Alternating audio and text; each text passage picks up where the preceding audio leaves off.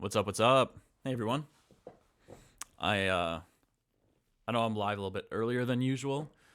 Um but yeah, we're getting started at a different time today. I'm looking a little scraggly. I was just outside shoveling some snow. And how much did you sleep? I feel like I got enough sleep. I woke up pretty early though. We had a pretty intense snowstorm that came through. Um I don't know exactly how many inches we got, but I shoveled our house and cleared the car like 4 times in the last 12 hours. What's up, Delansky? What's up, Cindy? Yeah, I was kind of expecting. I didn't expect anyone to be here. I'm surprised y'all are tuning in.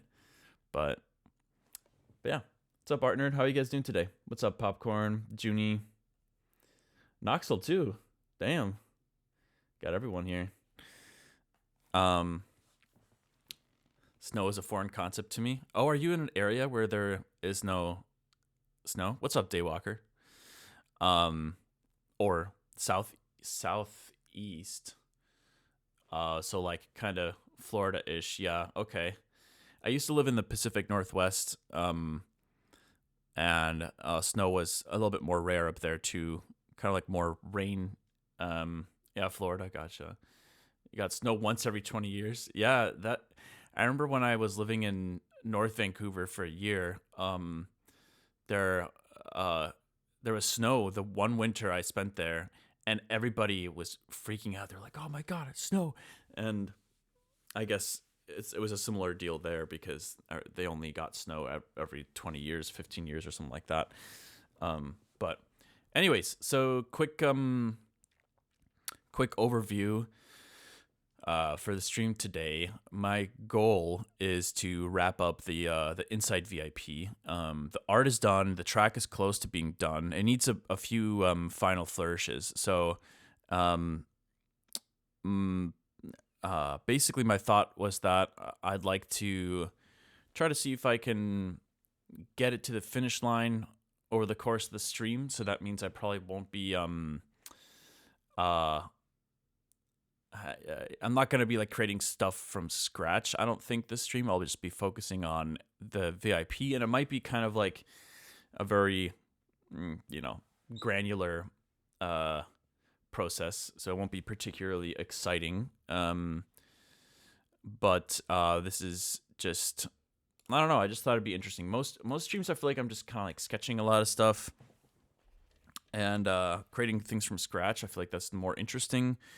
But yeah, I think today I want to focus on making sure I get this Inside VIP ready for distro, and yeah, I kind of want to get it out of the way early so I can spend some time with my dad. He's in town visiting.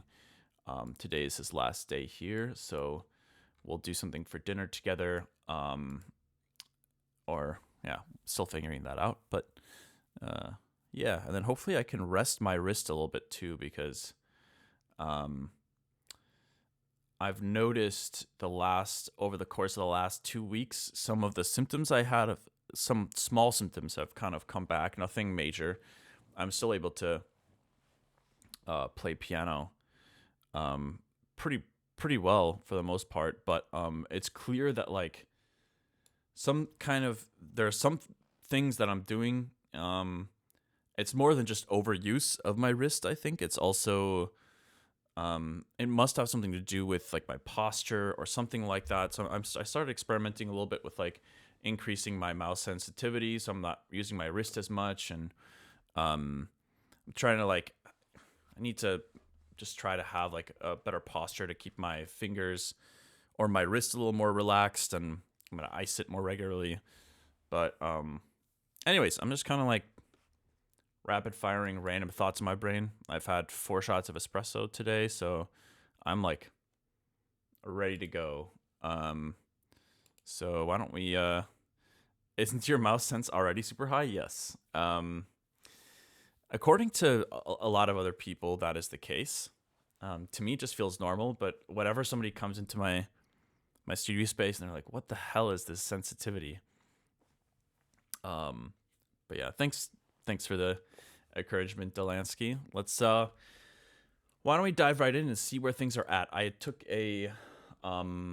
my notepad out yesterday listening to this version, so let's take a little gander and see where things are at currently.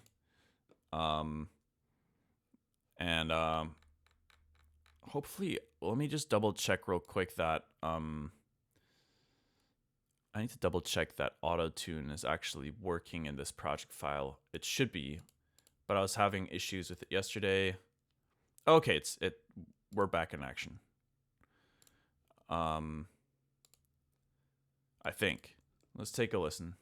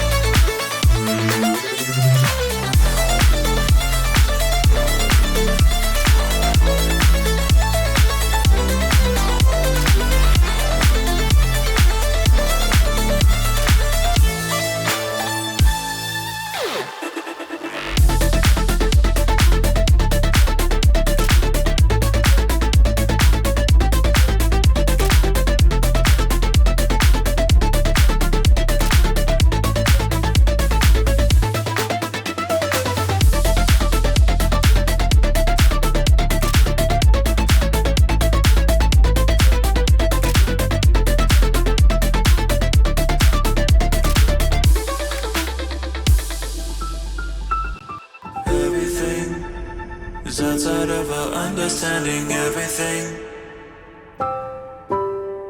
Everything is outside of our understanding. Everything.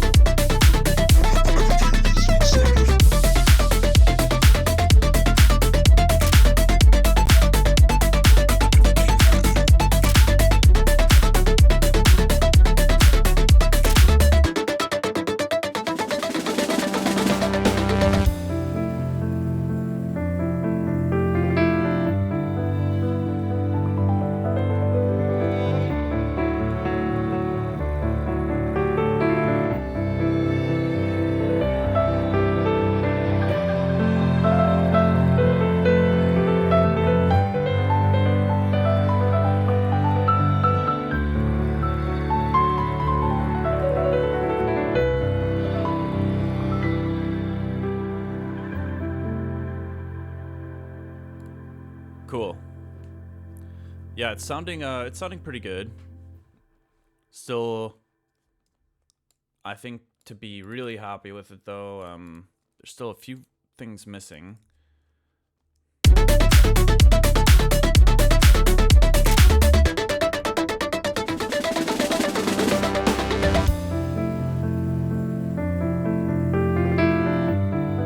So we're just gonna focus on knocking out things one at a time.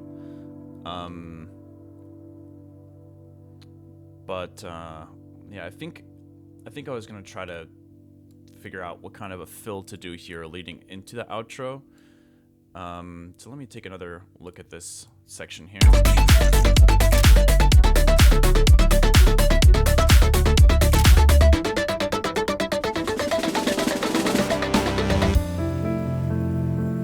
Kind of sloppy sounding right now.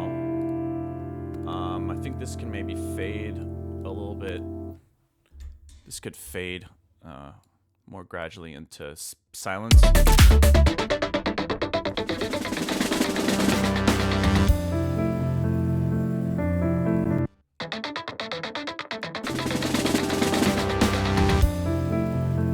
Do we want this layer in?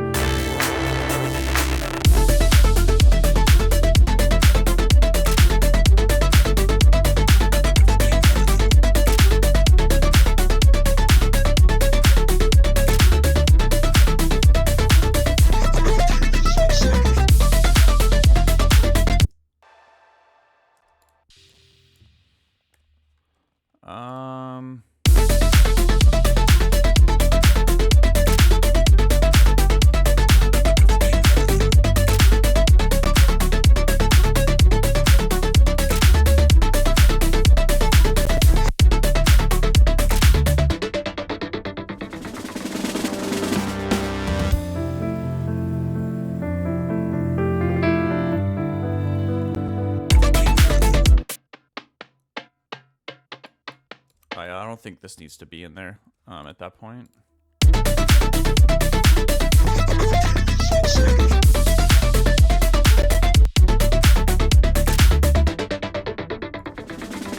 Some kind of impact needs to happen there, but I'm not sure what.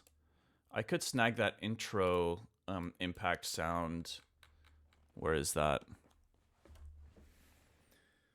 In my country, it's evening already? Oh, word.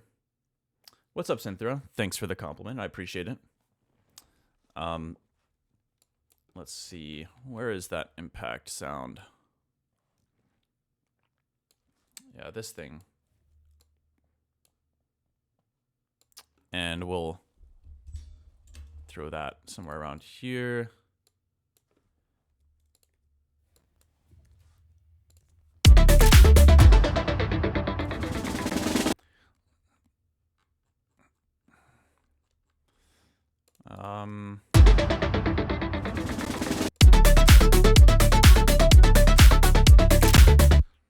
I think maybe we remove the kick drum.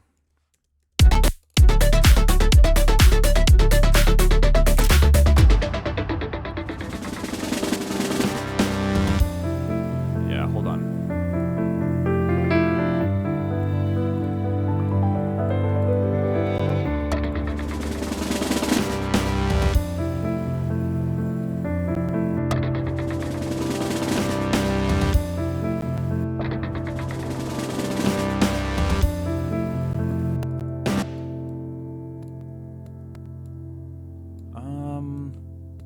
What is going on here? All right.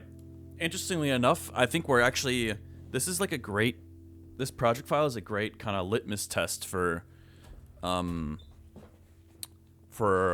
new PC or my new Mac, I guess. Cause I'm still so used to saying that still. Never had a Mac as my main system. But I'm still at 64 samples. And this is like as big as my project files get. I'm at like, how many tracks am I? 180 tracks. Some of them are probably superfluous. So somewhere, I would say at least 150 tracks, maybe a little bit more. a lot of them are not flattened, and it's still doing pretty damn well. I am starting to notice some crackling. It's definitely getting to that point, or I might need to increase the buffer rate. But that's pretty cool that it can. Yeah, it can run that low.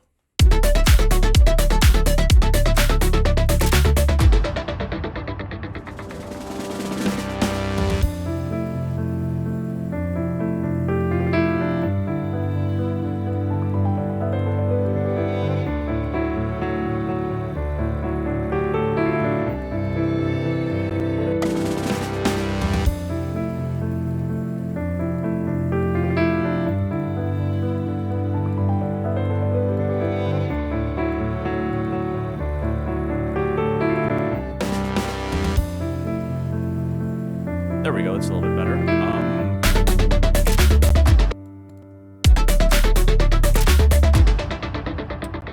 So I think here.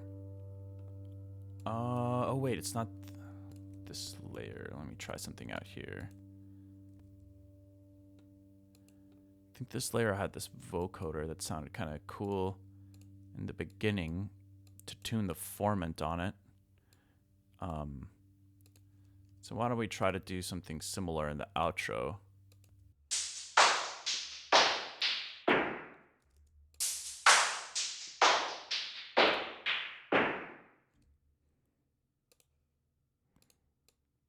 Do something like this. Maybe the release slowly increases.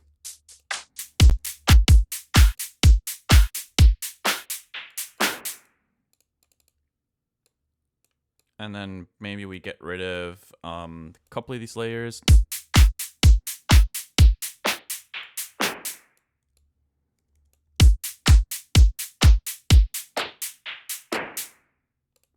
Okay, that sounds a little bit more outro-y to me.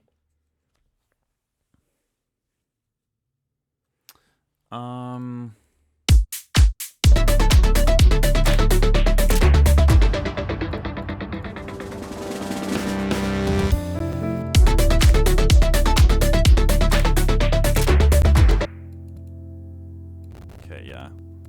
Let's just have one final hit there with the release maybe a bit higher on that last one.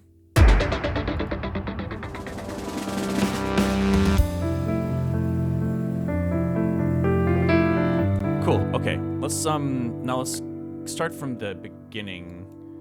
What did I write there? Reduce layers. Yeah, it felt like maybe there's just a tiny bit too much going on in the intro.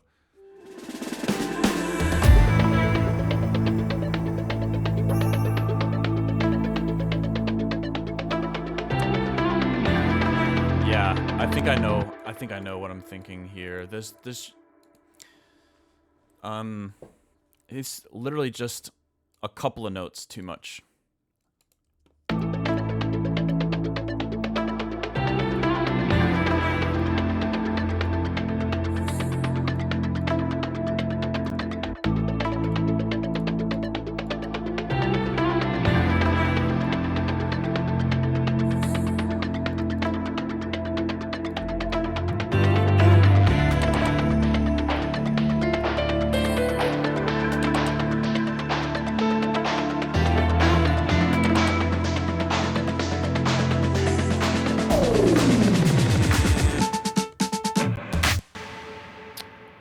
This fill isn't sounding that bad, but something still feels a little off to me about it. When I'm not listening super closely, it's okay. But when I am paying closer attention, something doesn't feel quite right.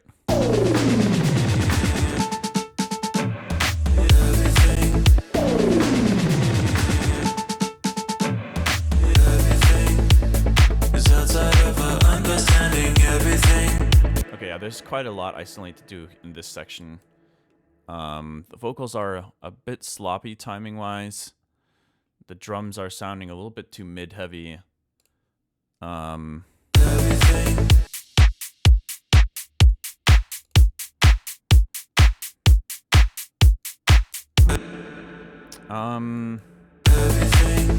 Just gonna throw a pro Q on this kick here and see what happens when we scoop different frequency ranges. Everything is outside of our understanding. Everything is outside of our understanding. Everything is outside of our understanding. Everything. Oh, everything is outside of our understanding. Everything.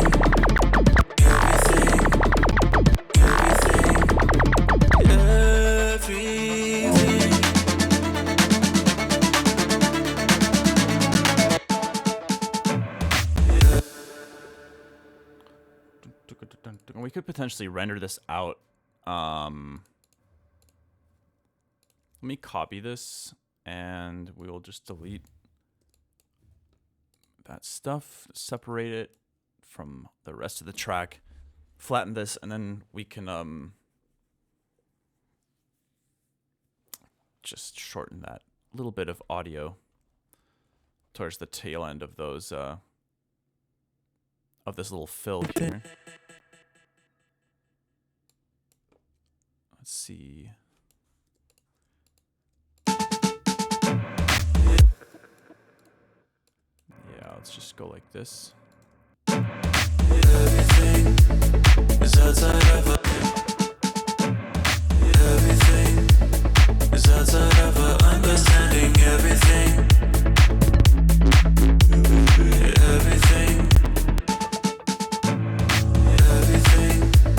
is I don't like that reverse. Let's just leave that. Okay, let's check out these vocals because I think there's everything is outside of our understanding. Everything is outside of our understanding. Everything is outside of our understanding. Everything is outside of our understanding. Everything is outside of our understanding. Everything for understanding. Everything.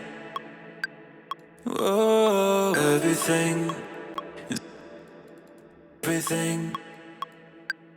Oh, everything is outside of our understanding. Everything. Everything.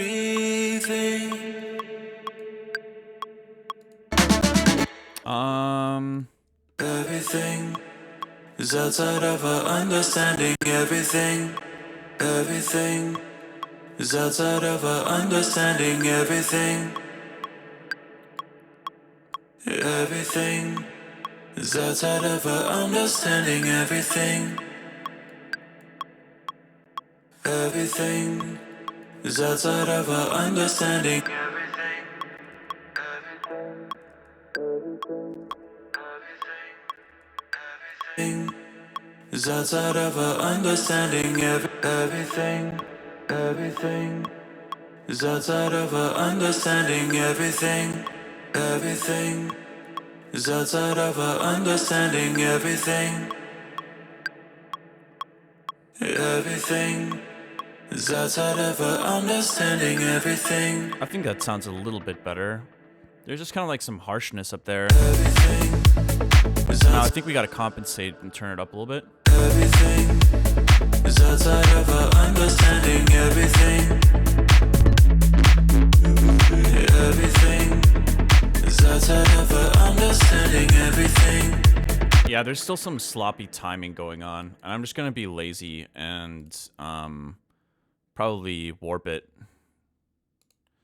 Let's see. Outside of our understanding. Outside of our understanding. Everything. Outside of our understanding. Everything. Yeah, so we can kind of see. I kind of very hastily did this. So, but I think the take is good enough for us to be able to commit to it and just try to get some warp markers in here and adjust the timing a little bit. That's out of understanding everything. That's out of understanding everything. That's out of understanding everything. That's out of understanding everything. I think we gotta switch it to Complex Pro too.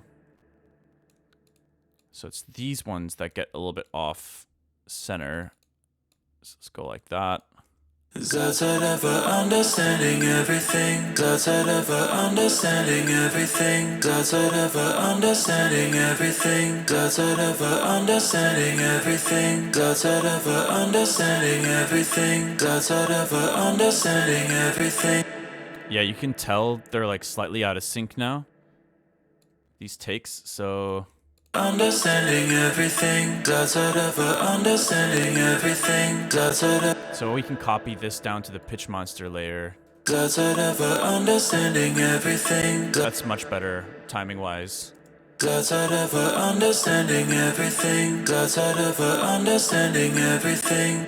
And I don't think you can tell it's being warped. That's one of the most important things, because, yeah, if it was obvious it was getting warped, I would have to do another take.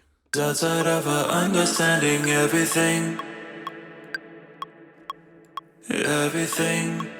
That's out of understanding everything. We gotta do follow everything. Yo. That's out of understanding everything. Thank you for the follow, KDM. Oh, everything. That's out of understanding everything. Everything.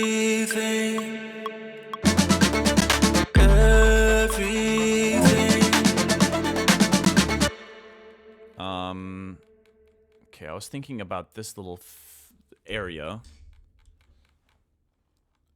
New subscriber. Very nice studio. Thank you so much. This is my house I'm in. Estian, what's up? Thank you so much for the sub. Hey, you gotta chill with the subs, my man. You've been gifting subs. Now you sub yourself. More like version 48. Yeah. I'm not alone. I feel like I'm in friendly territory when people make jokes like that, because it is pretty accurate to say 48, not 4.8. Everything.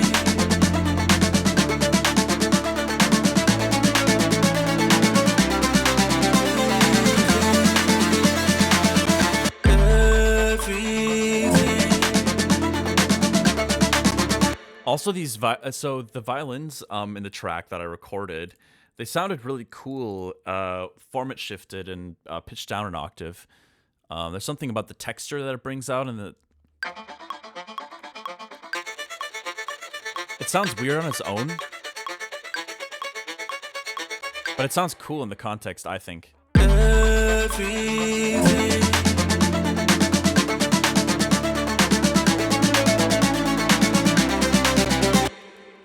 I've been throwing compactors all over this track, by the way.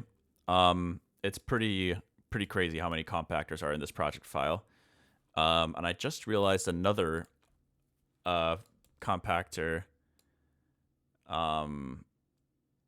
could be useful for the violins here. This is the main build snare roll, right around track 55. So I'm gonna actually have the volume, or that snare roll track in general, sidechain these very gently, the violins, because the violins are more of a, like, they've turned into more of like a background supporting texture with the synth. I like that, but I think I think I want the snare to have rank over the violins and the frequency range it's in.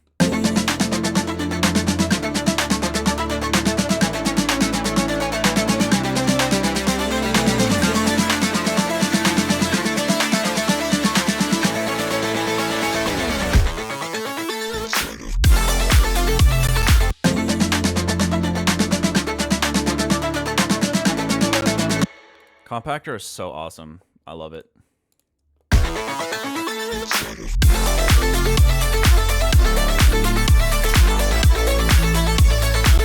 So I had this idea. Right now the mix is sounding okay. Things are sounding pretty decent overall, but I had this thought that like maybe some kind of like some kind of like chugging staccato bass sound towards the end of some of these phrases would be cool.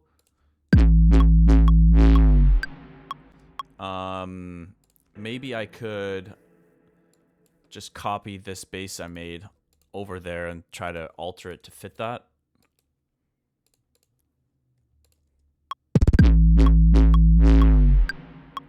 I think I could do that.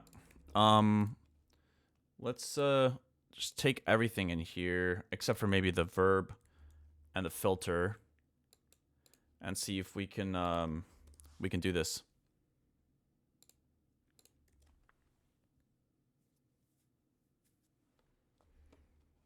Let's see.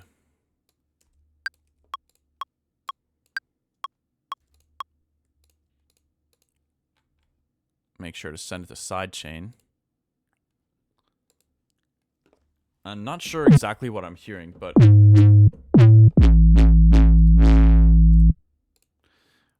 we also need to get rid of this pattern here.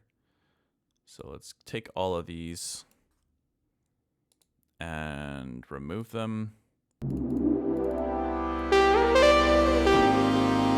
What's up, Essian?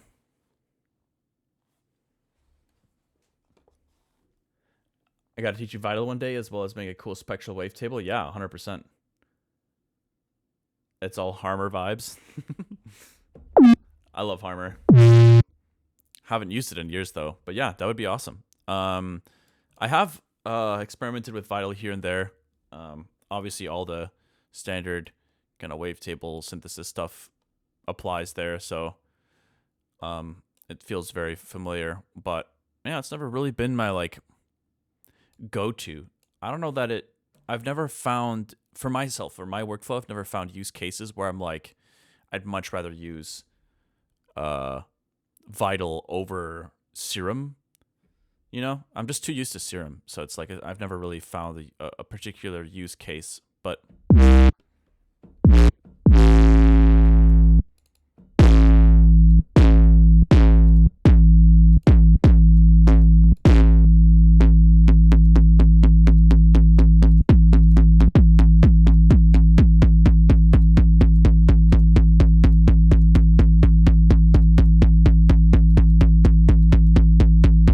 probably don't need dimension for this.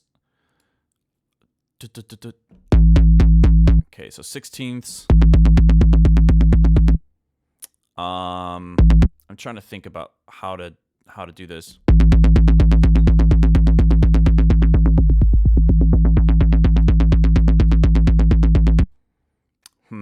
Actually, I kind of like the idea of adding another diffuser in here.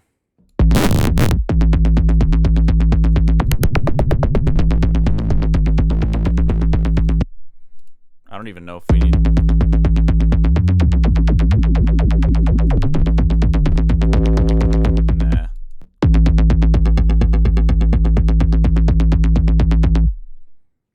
Nah. Let's try to just start with this and see where we can throw this.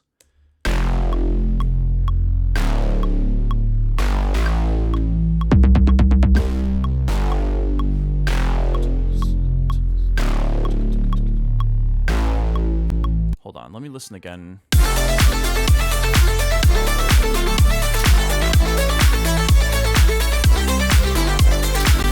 Okay, actually...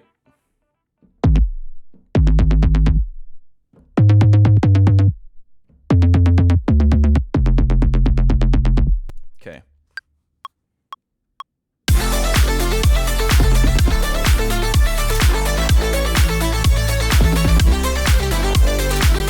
Okay, obviously there's too much latency for me to get the timing right, but these are roughly the placements. So it'll be something like this. And then Let's take another look here.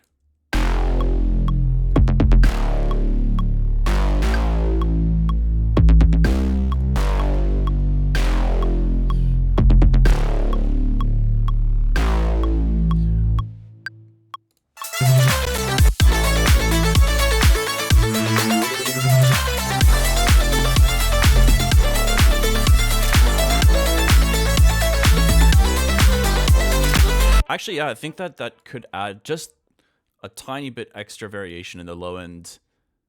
So I think it needs just little flourishes like that. Nothing crazy. At first, I thought that like if I tried to do stuff like that, it might detract from the main ARP, the lead ARP. But I think if we just get the balance right, it will add the right level of I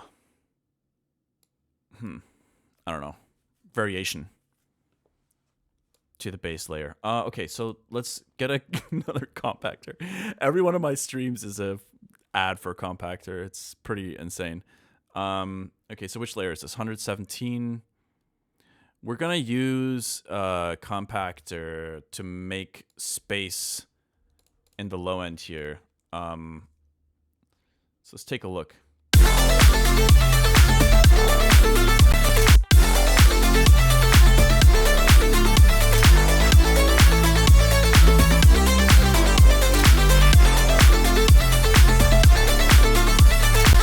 I think I want it to like creep in a little bit more. So instead of just being like the same pluck essentially 4 times in a row, I think I want it to maybe start a little bit lower on the cutoff and then gradually open up going into the downbeat. So let's try something like this.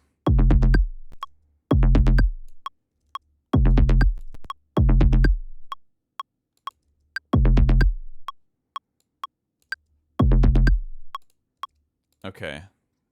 How does this sound?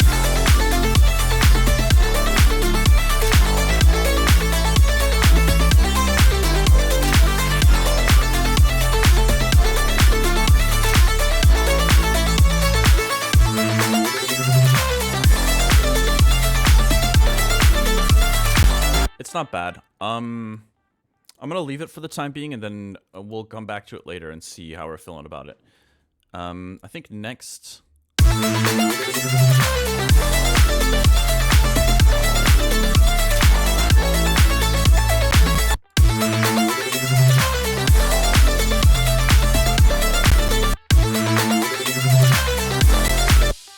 I think we need some variation in the note length for the main lead, which will be tricky because it's a mix of MIDI and audio, and there's a lot of layers. So the main one is, which one is it? This one? Yeah.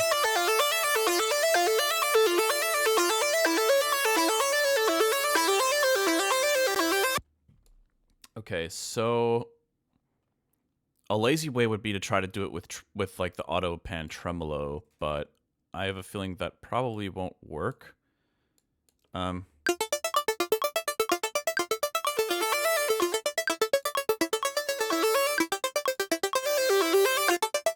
You know what? That actually doesn't sound terrible.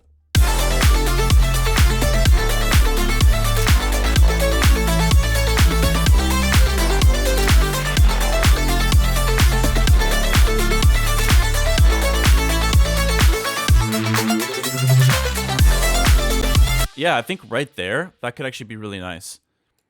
So let's try to increase it going into the riff, and then we'll have it slap back down to 0 around here. And let's try to do something similar with this layer. Ah, wait. I just noticed something.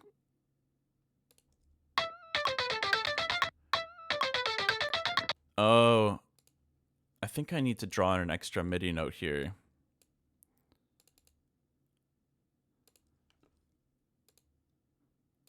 And I need to get rid of this.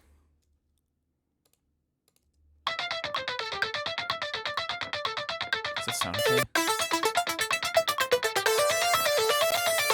I mean, this one's already very staccato, so we actually don't need to touch that. But this one,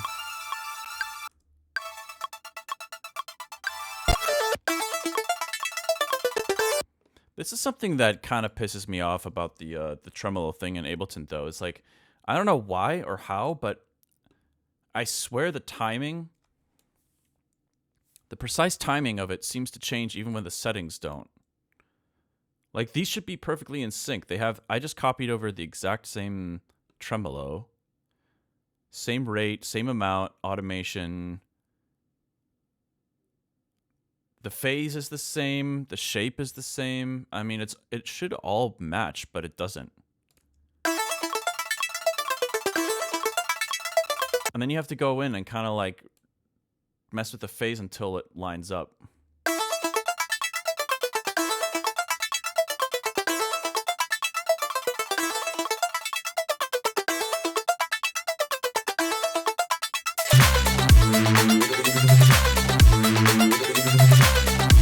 So I was doing something similar down here with duck. So maybe we could keep the duck higher and then...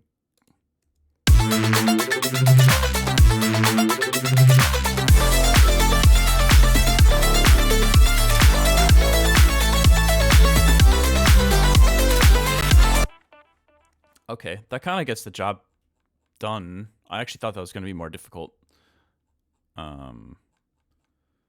Let's see. Shaper box is just better, yeah. Yeah, I feel like that's part of the reason why I busted out duck, is I was like, man, why does this happen with tremolo? But I don't know, whatever. We're still getting the job done.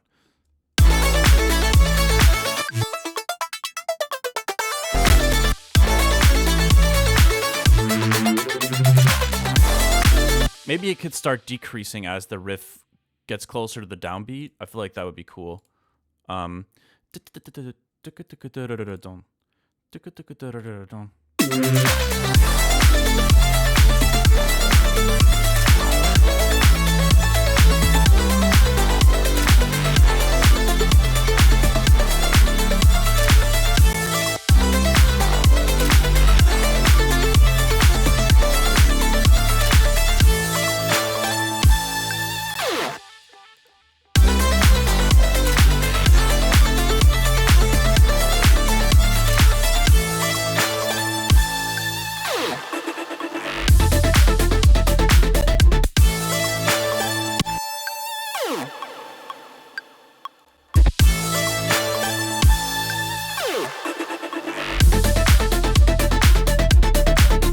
Okay, that's a bit better.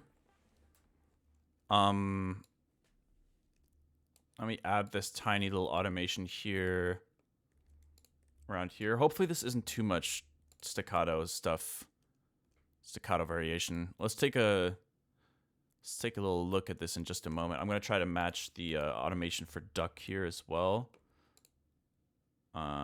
This is just applying basically the same 16th note pattern to another volume shaper.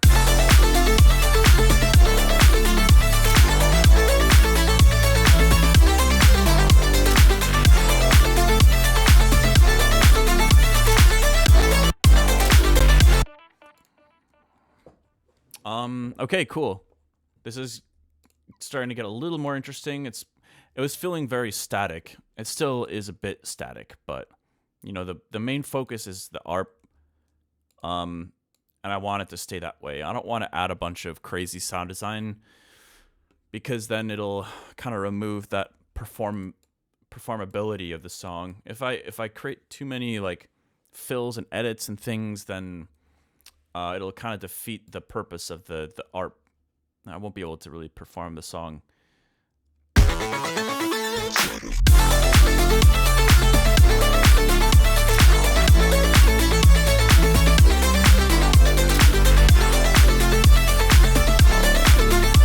Ah, wait, I have an idea.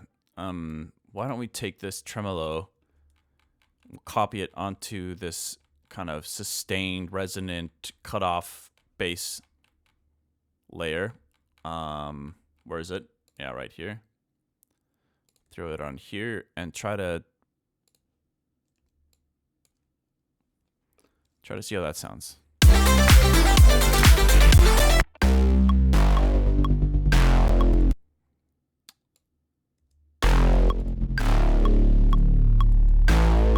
Gotta loop that real quick, see how the timing is.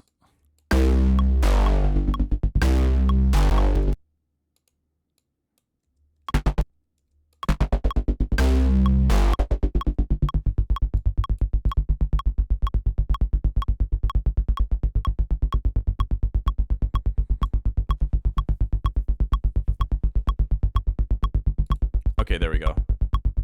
Now it's right.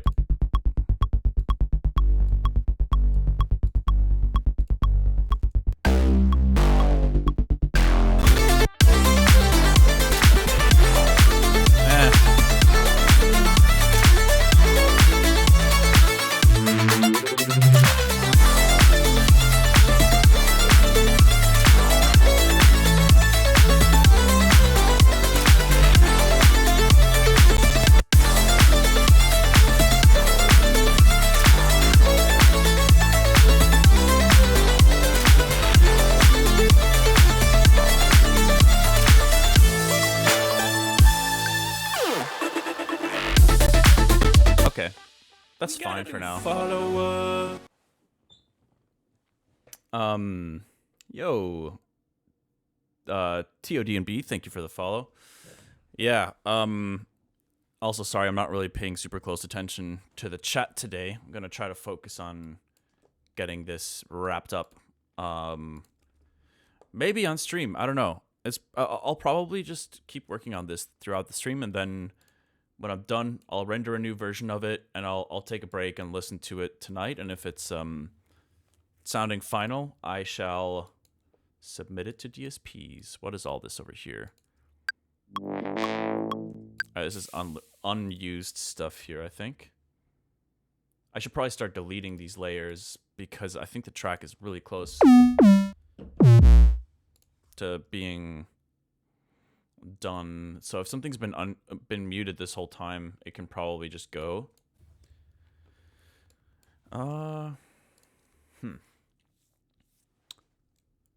So what do we have next? I think I fixed some things from the notes I wrote down here. So reduce, I did do this. Sloppy vocal timing, I did fix that at least around here. Let me take another look. Everything is outside of our understanding. Everything is outside of our understanding. Everything.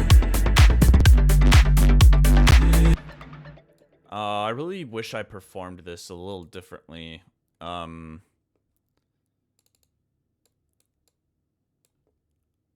I kind of want I think I want it as like an 8th note. Is outside. It's outside of our understanding. Everything is outside of everything.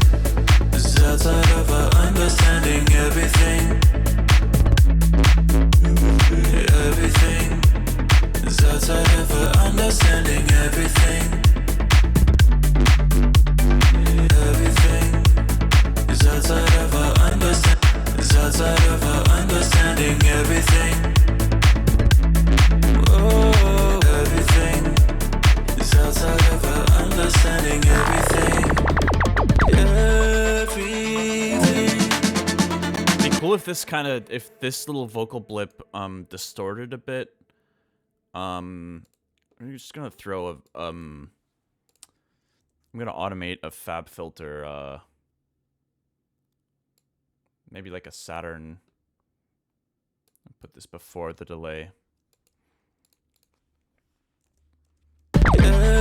Everything, everything, everything, everything, everything,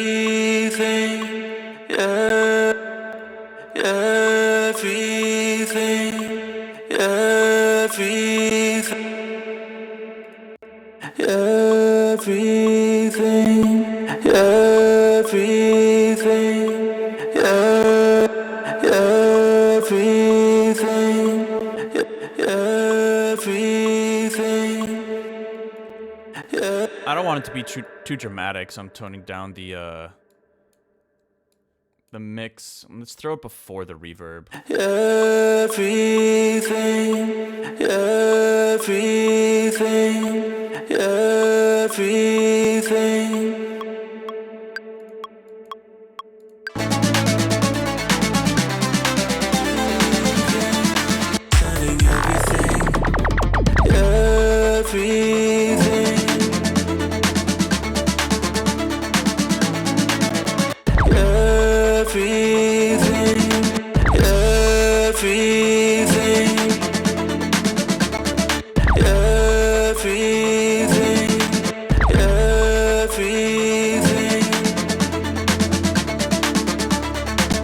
Whatever, let's just leave it like that for now. Let's look at the oh yeah, the vocal timing. So I think we fixed these vocals, which means we need to replace the ones over here.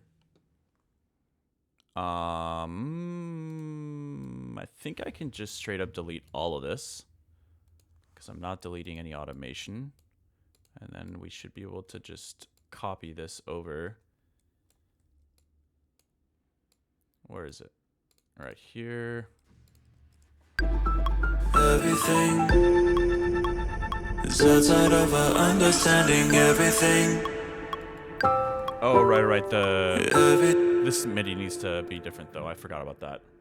Damn it. I don't remember what the exact MIDI was, but whatever. We'll figure it out. Everything is outside of our understanding. Everything.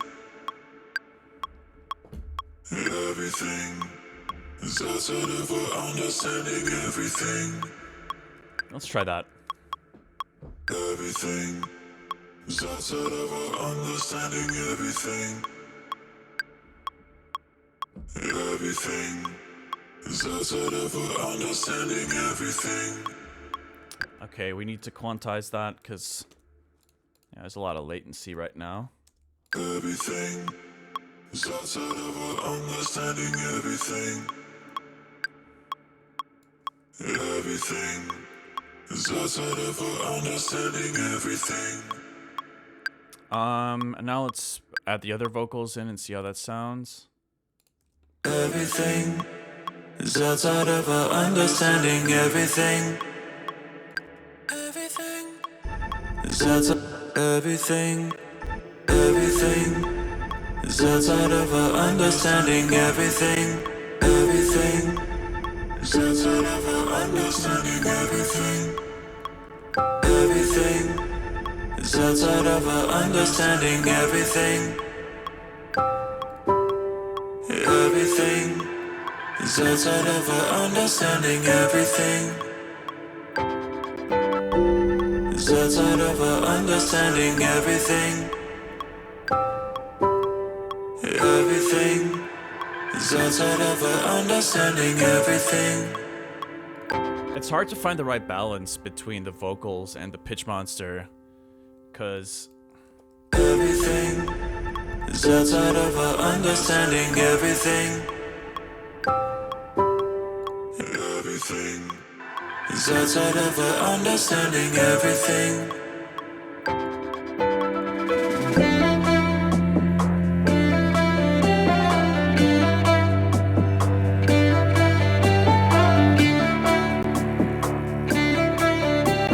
Everything is outside of our understanding. Everything.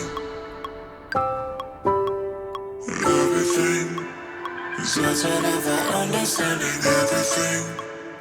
I was thinking about maybe some format shifting on the natural layer, but Everything is outside of our understanding. Everything. Everything is outside of our understanding. Everything. I feel like moments like this in the song really just match the cold, wintry feeling of the art and the honestly just the vibe outside. I wish maybe this winter I'll do a POV Haywyre shovels snow stream. I'll just throw my iPhone on my forehead and you guys can watch me shovel some snow. I've got pretty good form, I'm not gonna lie. That's I'd rate myself you know, somewhere around 7.5 out of 10 in snow shoveling form. It's pretty good. It's pretty good. Everything. Something is still bothering me with these vocals and I can't place it. Everything is outside of our understanding. Everything. Maybe no falsetto here? Everything is outside of our understanding. Everything. I kind of like it without the falsetto, actually. Everything is outside of our understanding. Everything. Everything is outside of our understanding. Everything. That's kind of nice for this section. Everything is outside of our understanding. Everything. Everything is outside of our understanding. Everything.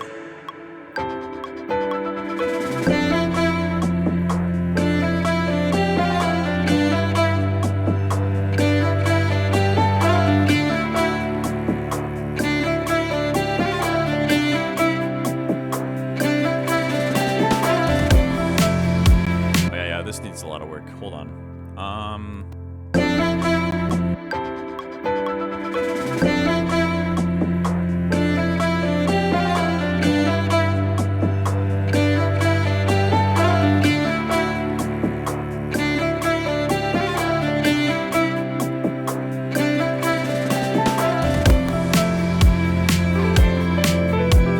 This might be just a tiny bit too loud.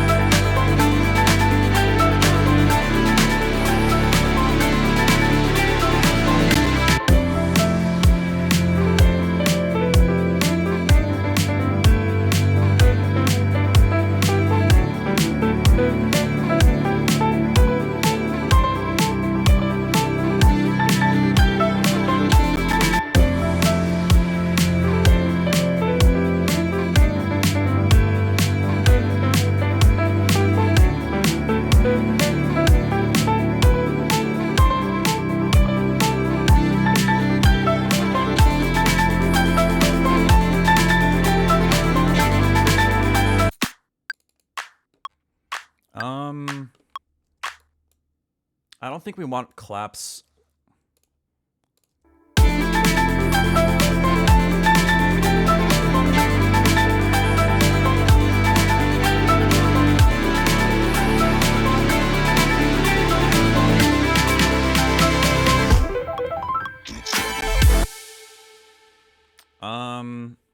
Where's that other snare roll?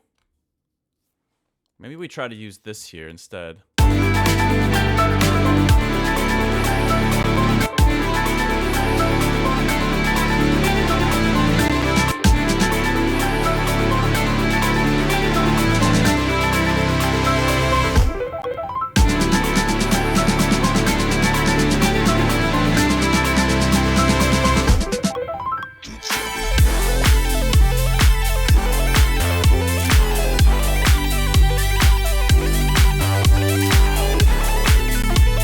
Second drop, I don't know what to,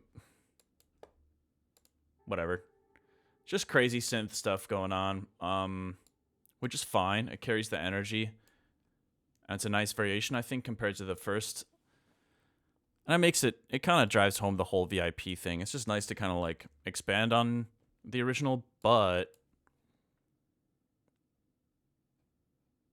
I don't know. It's definitely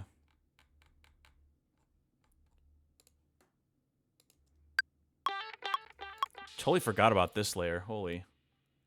Maybe we should copy that over into the second drop. It's definitely kind of like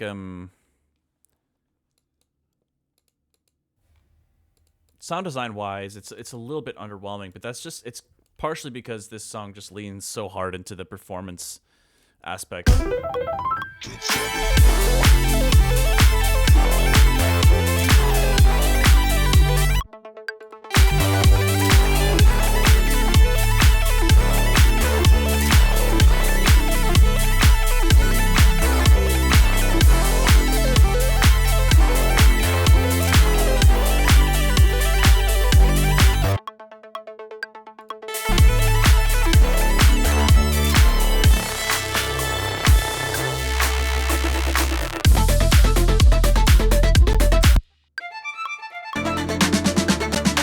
Oh yeah, okay, we can delete this layer. We could probably delete this, whatever this is, and what is this? I feel like I'm like that scene in Nightmare Before Christmas. What's this? What's this? A track I didn't use. What's this? A muted violin.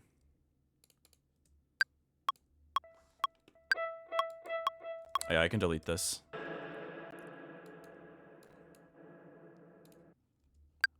What's this? Oh. Forgot about that. Yeah, that kind of didn't end up getting used. I kind of like the synth, though.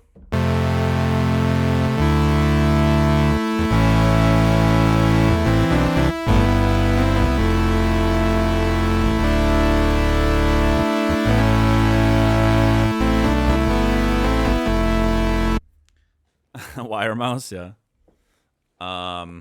Okay. Do we save this patch? It's very simple. Wait, it's literally just saw waves. Okay. Yeah. We don't need to save that. What do we got here?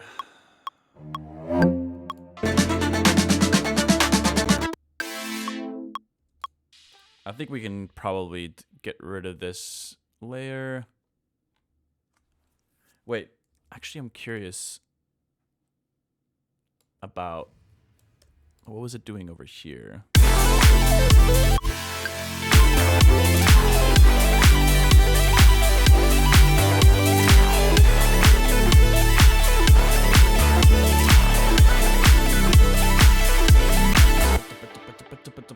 Maybe we try to bring some of that staccato E stuff back.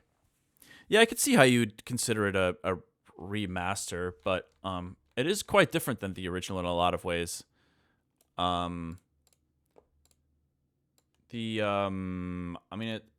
it's obviously not halftime. It's all 4 to the floor. And actually I don't think I ended up using any sound design from the original. All the strings are new. I think the only thing I used from the original, aside like from the composition, obviously, is this. I think everything else is new. Everything is outside of our understanding. Everything is outside of our understanding. Everything. Let's see. I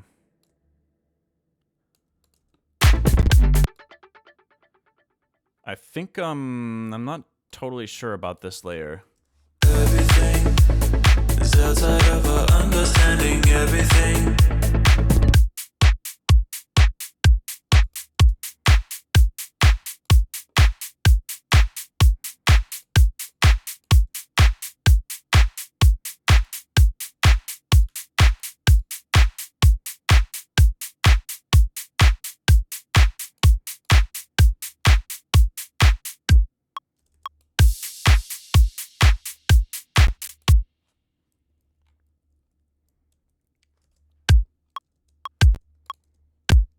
It's kind of crazy how different a mix becomes once you're limiting it pretty significantly. I think I'm around like hold on, what are my LUFs? I don't really pay super close attention to that, but let's take a look. Whoa, hold on. Is it? I think we probably turned down the low end a tiny bit here.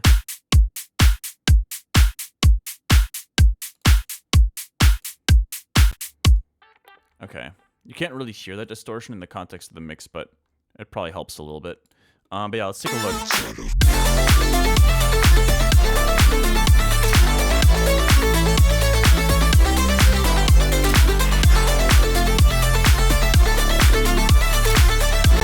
I'm pretty happy with that range. I feel like a lot of my music ends up around there.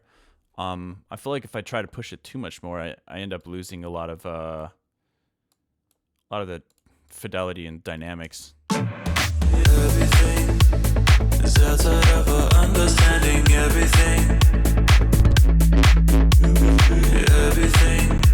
It's pretty insane though when you compare like my music to let's say like a track like something that's been like truly optimized for luffage. Everything is outside of our understanding. Everything. It's so crazy. Everything is outside of our understanding. Everything. Everything is outside of our understanding. Everything. Everything is outside.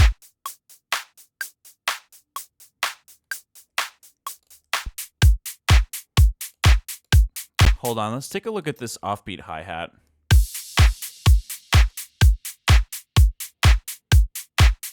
Oh wow, okay. I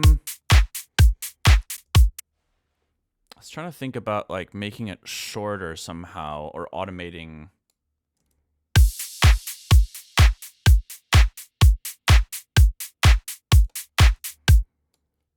Maybe I could put Transient Master on here and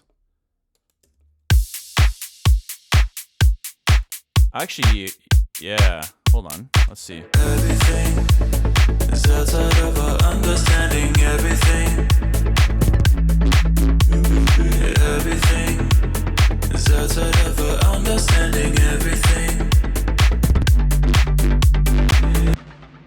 So I think I do want to add some kind of open hi-hat in here somewhere. Everything is outside of our understanding. Everything. Everything is outside of our understanding. Everything.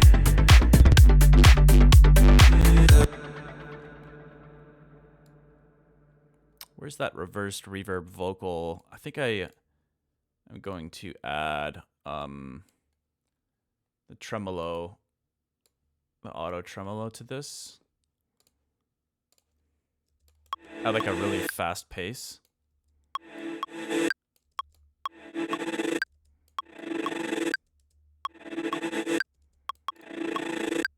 Maybe have it decreasing going into that downbeat.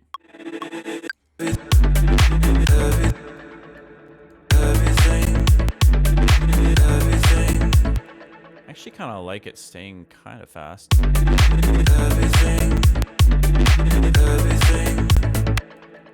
It's kind of cool.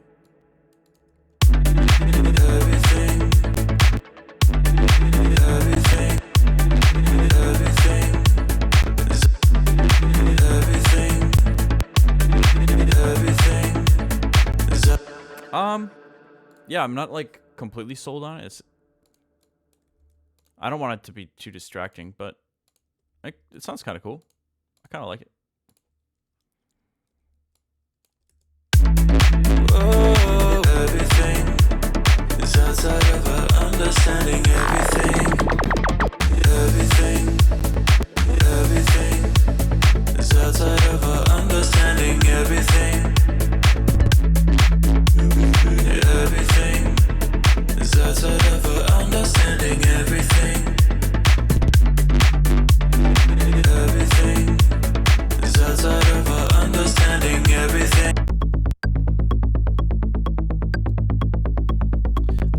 thing I was noticing is that like the low end throughout the track is pretty consistent. I was trying to, I guess normally I try to make sure the most low end is in the drop, but I don't really know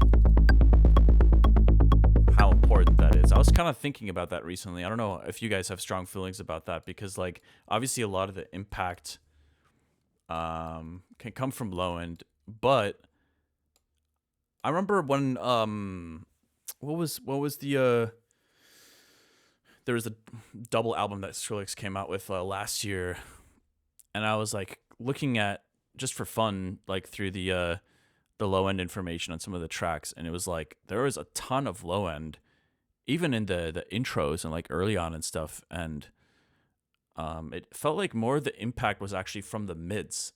It's like the mids were getting, the mids were the part of the mix that were increasing in presence the most in the drop. I don't know.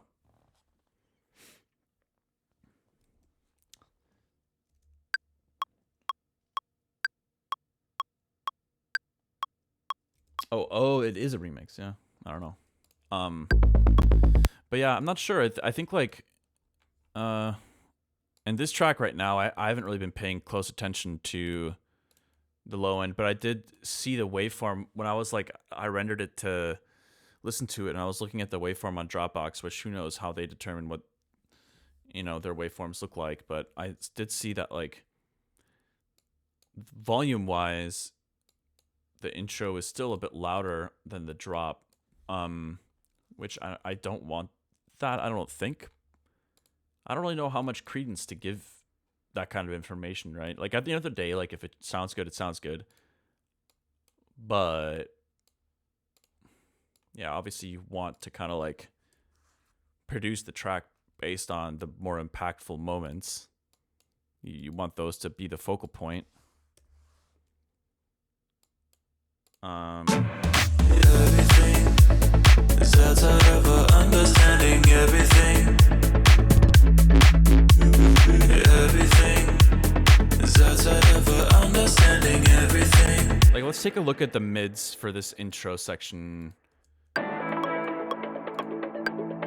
Like that part of the the very beginning of the intro. Not a ton of mids. Let's go to the vocal section here. Definitely a lot more already.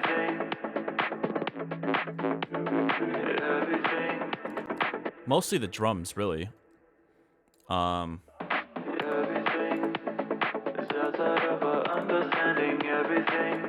Another interesting thing I was thinking about, I was listening to the track on like my Dropbox render on my phone, and like I swear that when you're on your phone, like if you listen to a song at like half volume, at least with iPhones, I don't know if it's different with other phones, but like if you're listening to it at around half volume, the dynamics sound pretty normal. Like if you're listening to a sketch you made, it sounds kind of like how you'd expect it to sound. But then once you're pushing it to like 100%, I swear they're like applying some kind of compression or like limiting or something, because suddenly the dynamics sound really different in the song. Like transients are kind of smeared or like not as clean, and like I don't know if that's like how they try to like push the volume, but I wish they didn't do that. I feel like it's only with the speakers, I think, but yeah, it kind of bothers me.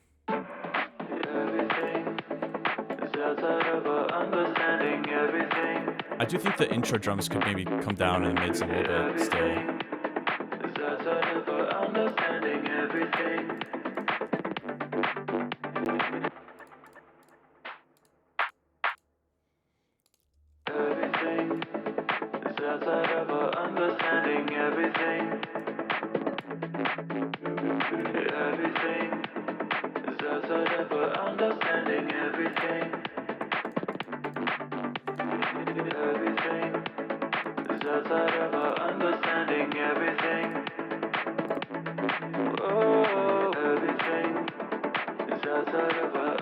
understanding everything. That's never understanding everything.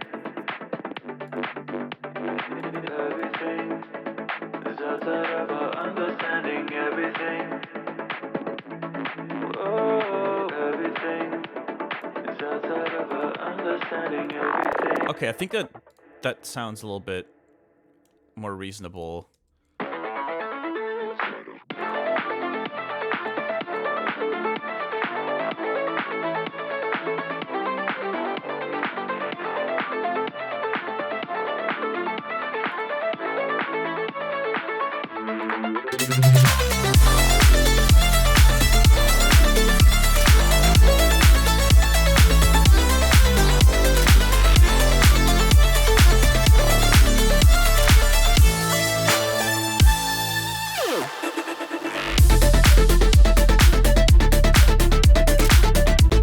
Okay, take a listen to this without the mid pass. Everything is outside of our understanding. Everything. Everything. Hold on. We gotta do follow-up. Yo, thank you for the follow, synesthesia. It's an interesting way to spell that. I'm gonna get rid of this little vocal thing here. Everything is outside of our understanding. Everything. Everything is outside of our understanding. Everything. Okay, it's getting closer. It's definitely getting closer. I'm trying to think of like something I could do. This sound doesn't feel quite interesting enough. I like the idea. I think I'm gonna keep it, but something, I don't know. I feel like the sound needs to change a little bit more towards the end, somehow, some way. Let's try to throw a comb on here. See what that sounds like.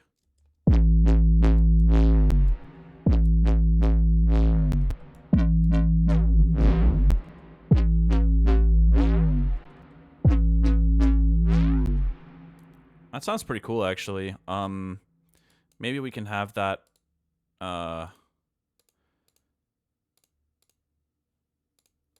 Maybe we can have that open up as it. And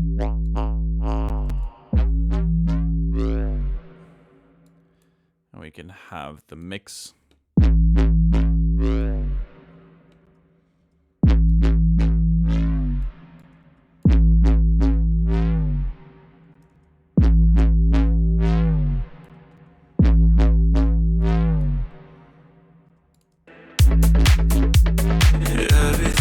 It's pretty subtle. It's not really doing much. Can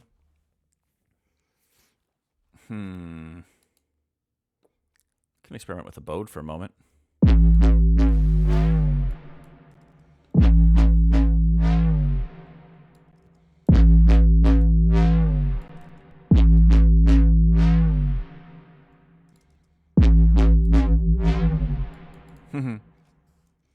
I need to start experimenting with this and see how I can use it in my sound design, because I still have no idea.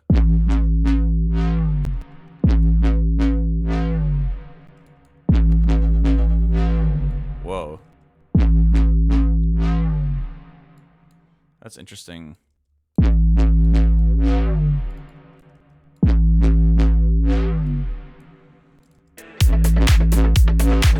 Everything is outside of our understanding. Everything. Everything is outside of our understanding. Everything. Maybe we can duplicate this and then have the second two here be slightly different.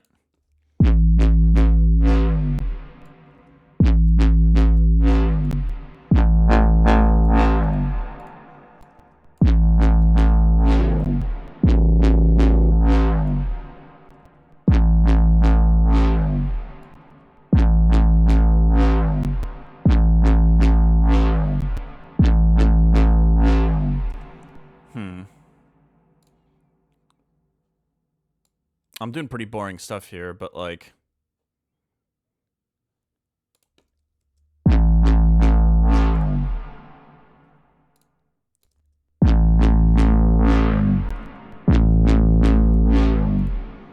I just feel like there needs to be a tiny bit more variation.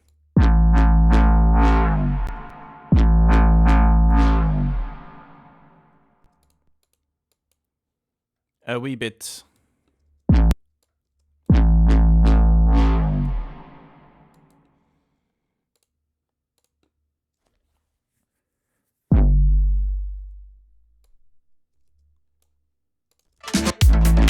Oh, everything is outside of our understanding. Everything,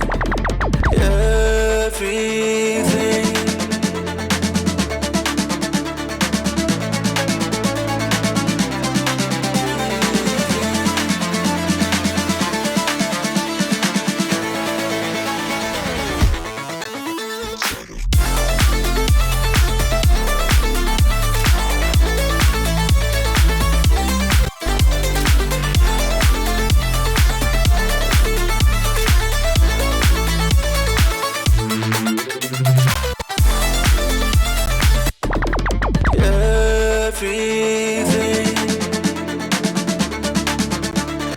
Okay, let's, I kind of wanted to see what an octave would sound like for this.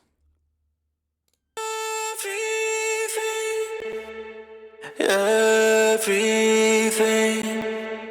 everything.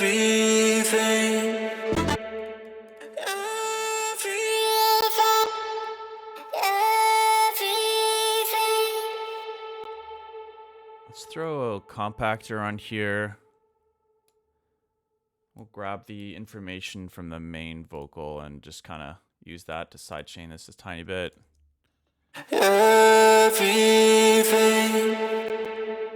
everything, everything, everything.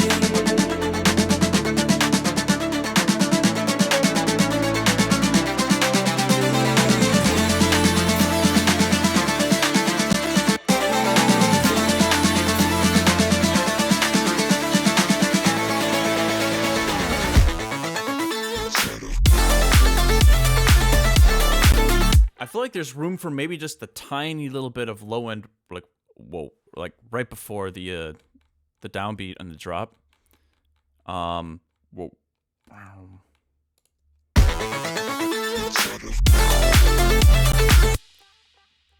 Yeah, hold on. Let me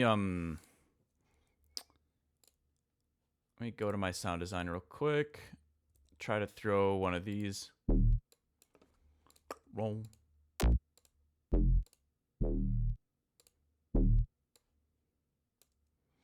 This might be too far off in pitch, but let's try.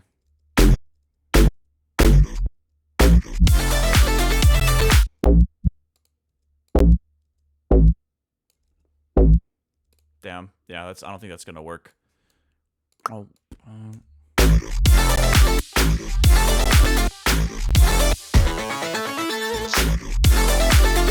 That doesn't sound good. We could try to make something real quick. Let me see how my list is looking. So this vocal timing we fixed. Intro drums are not mid-heavy anymore. Intro bass fills, yeah, they're a little bit better. I wasn't really able to fix that, but whatever. Drop bass, we still got to do that. For the second drop lead layer could go staccato. We did do that. Drop drums might be too mid-heavy still. Better transition into second vocal section. I think we fixed that. Wait, actually, I don't know if we did. Vocals need more de-essing, yeah. Bridge drums, a little too mid-punchy. I think we fixed that. Second drop missing some elements. Yep. Increased bass cutoff. Lead too sloppy. Yep. Okay. Making some progress. Let's see. Trying to think about how to make this sound.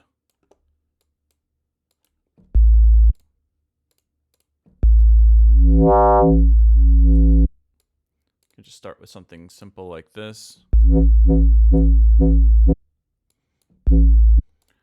And add a tiny bit of distortion.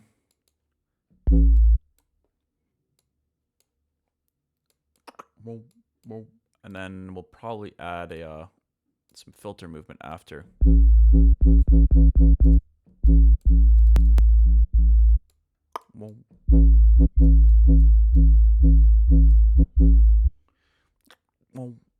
And then we'll probably fine-tune the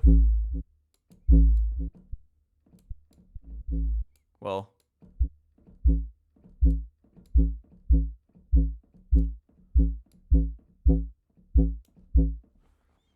yeah, let's try something small like that. I'll put that right here. Dun.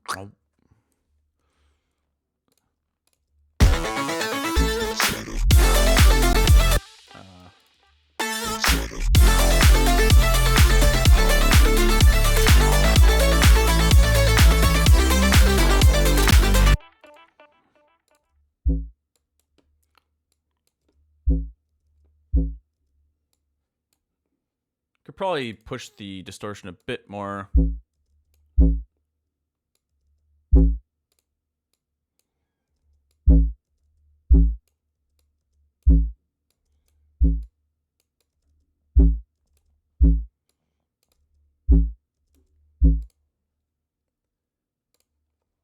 I don't really want it to be like super audible, but it needs to be more than just a sine wave.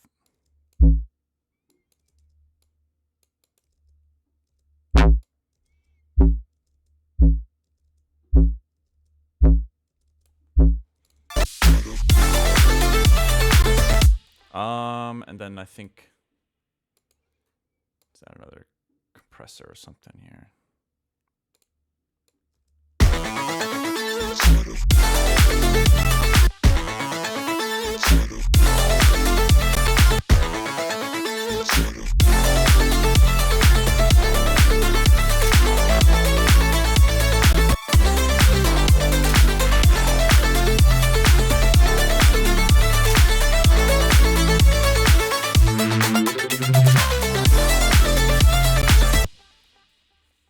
Maybe I want to experiment with this tremolo thing and throw it on that Reese and see if that sounds cool at all.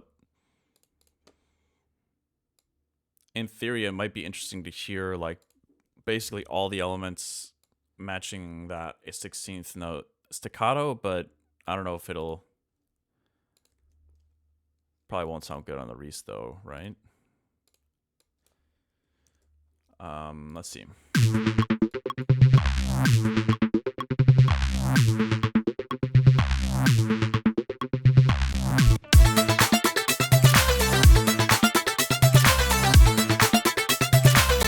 I mean, it's kind of cool, I guess. Let's leave it for now.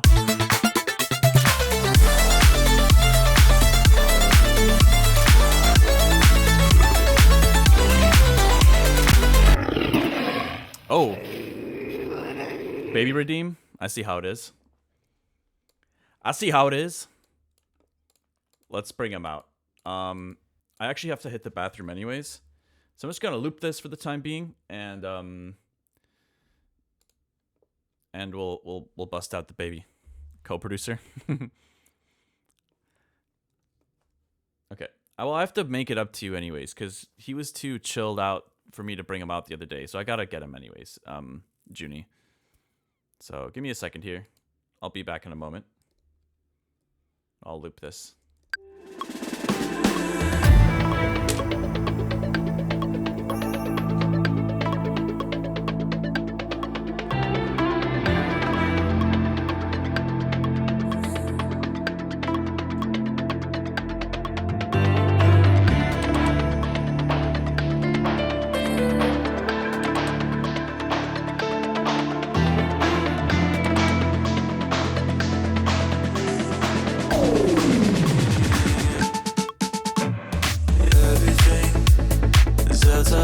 Understanding everything.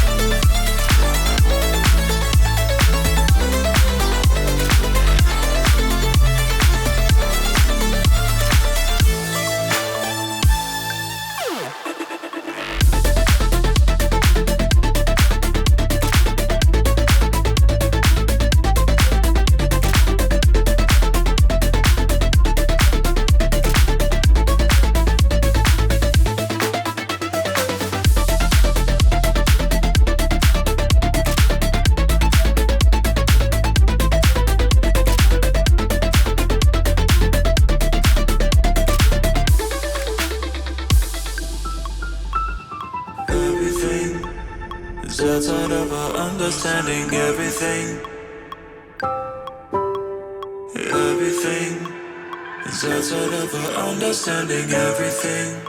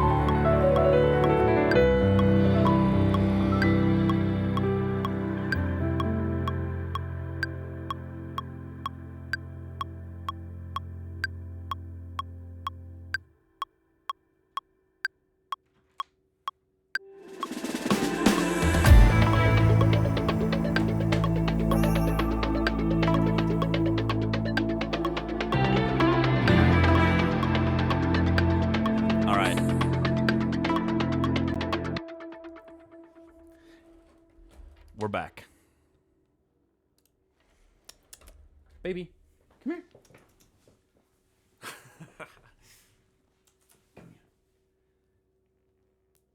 Hi.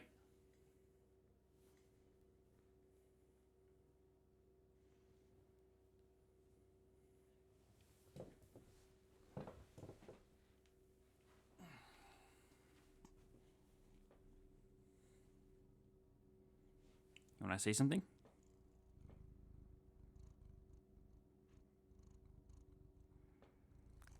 No? Okay.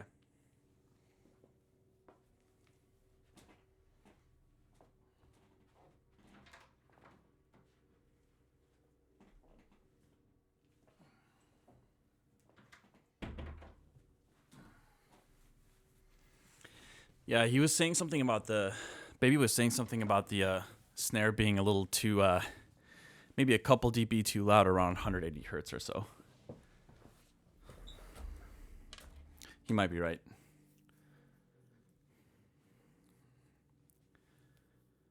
Anyways, okay, that's the Baby Redeem. Back to work. I got a coffee here. Got a water. Let's get to it.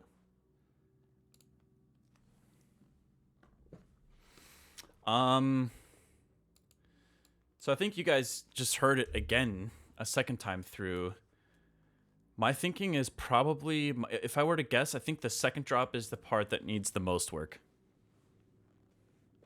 Oh, we're always staying hydrated. Or trying to, at least. I feel like I remember hearing that, like, for every ounce of coffee, you have to drink 2 ounces of water to make up for it. I don't know if there's any accuracy to that, but ever since I heard that, I always refill my water when I refill my coffee. But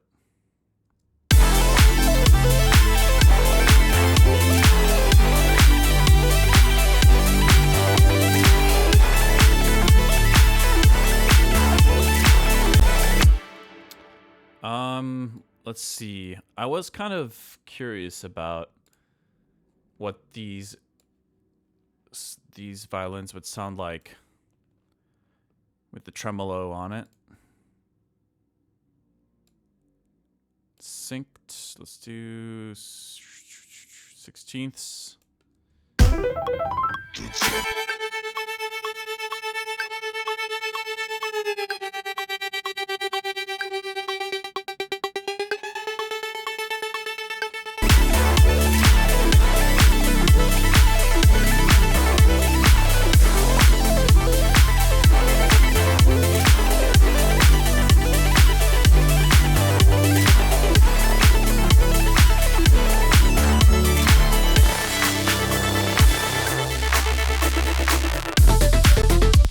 Kind of cool to hear them actually like evolving in the background.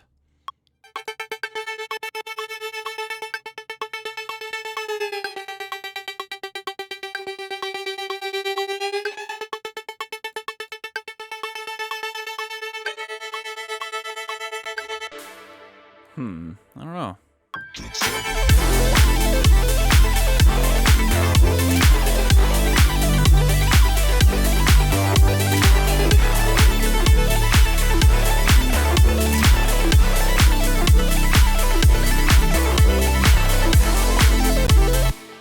I kind of like it. Hold on, let me automate it. I think it was roughly like this.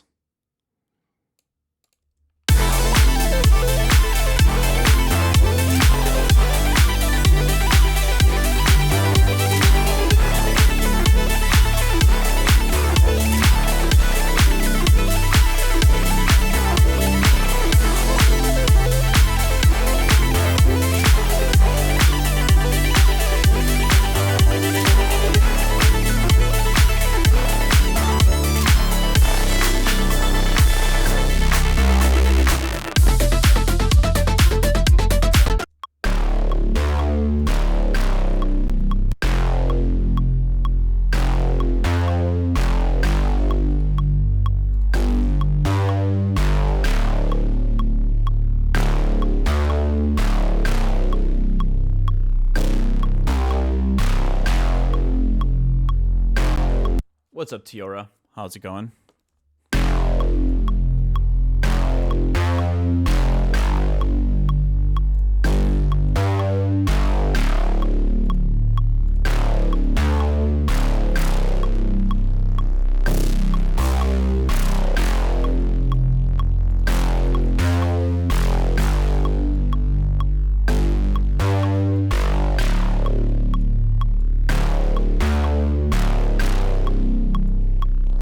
Too aggressive on the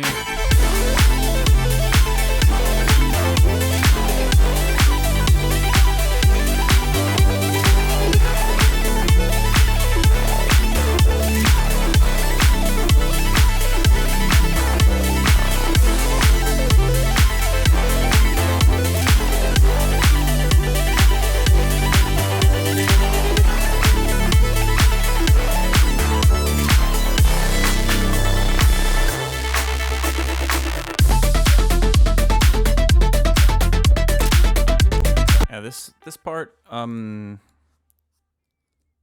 know what's going on here. I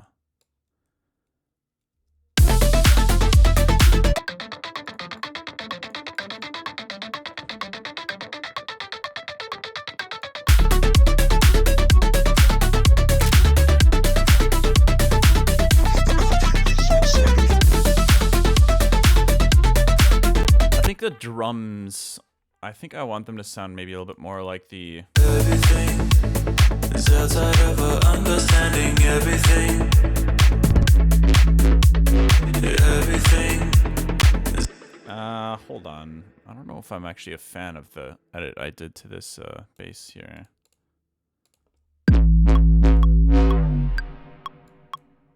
think I was trying to spice it up, but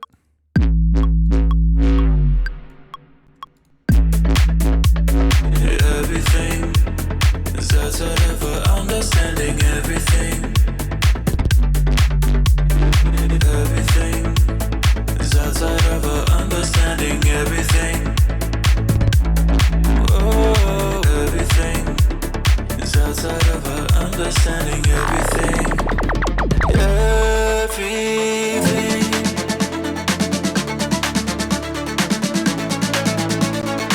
Everything.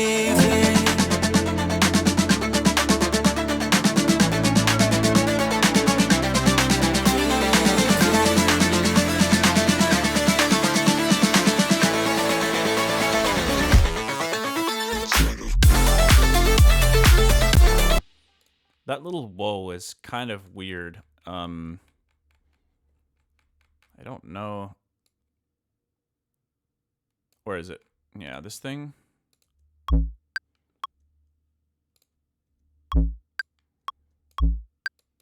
Maybe we flatten it. Let's bounce it and then let's try to mess with it a little bit.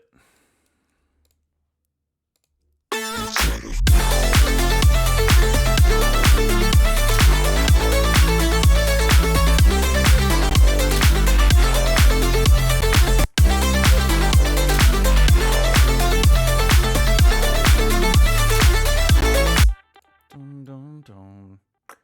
Dun, dun, dun.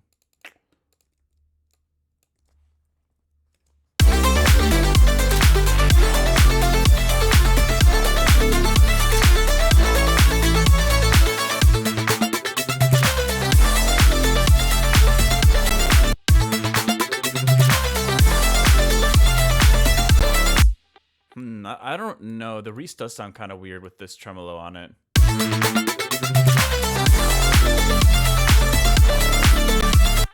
Whatever.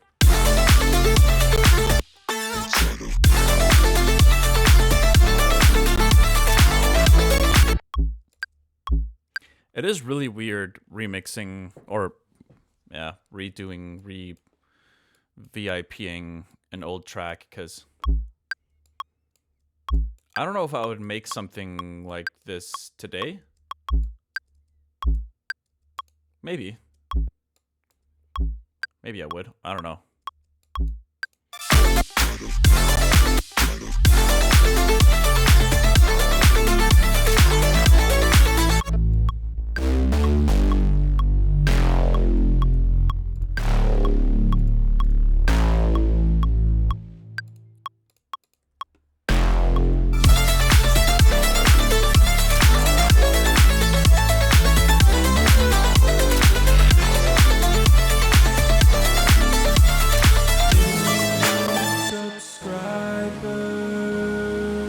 Yo, Ethan, thank you so much. Appreciate it.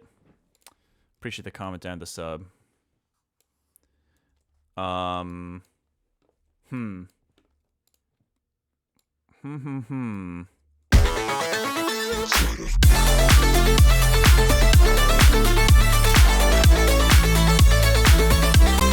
Let's take a look at the what is this utility? Oh, right, okay.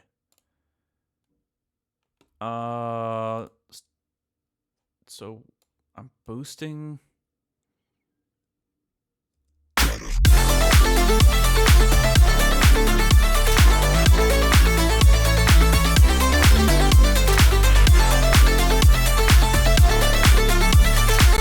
Huh, I don't know.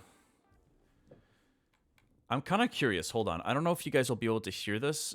I need to compare this briefly to the original out of curiosity.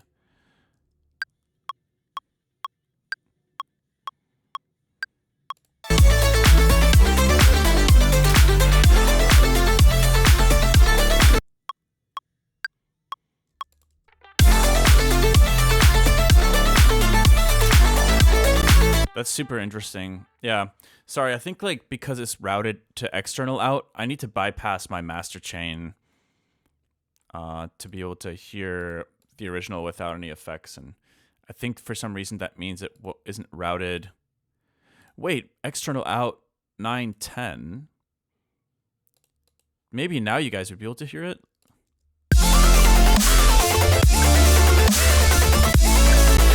Can you guys hear that? Just out of curiosity.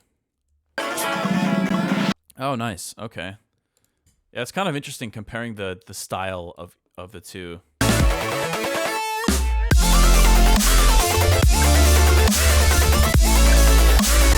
Crazy that that's 10 years ago.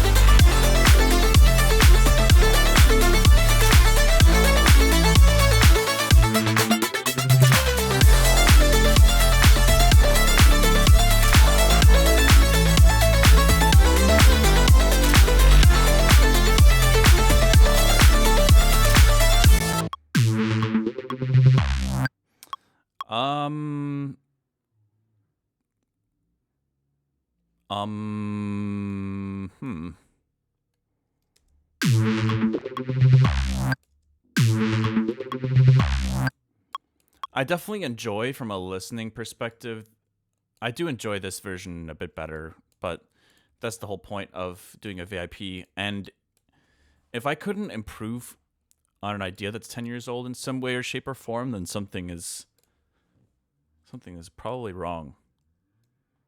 Even if it's all subjective, I definitely, I personally enjoy. If this feels a lot groovier to me, you know, I feel like you can kind of dance to this.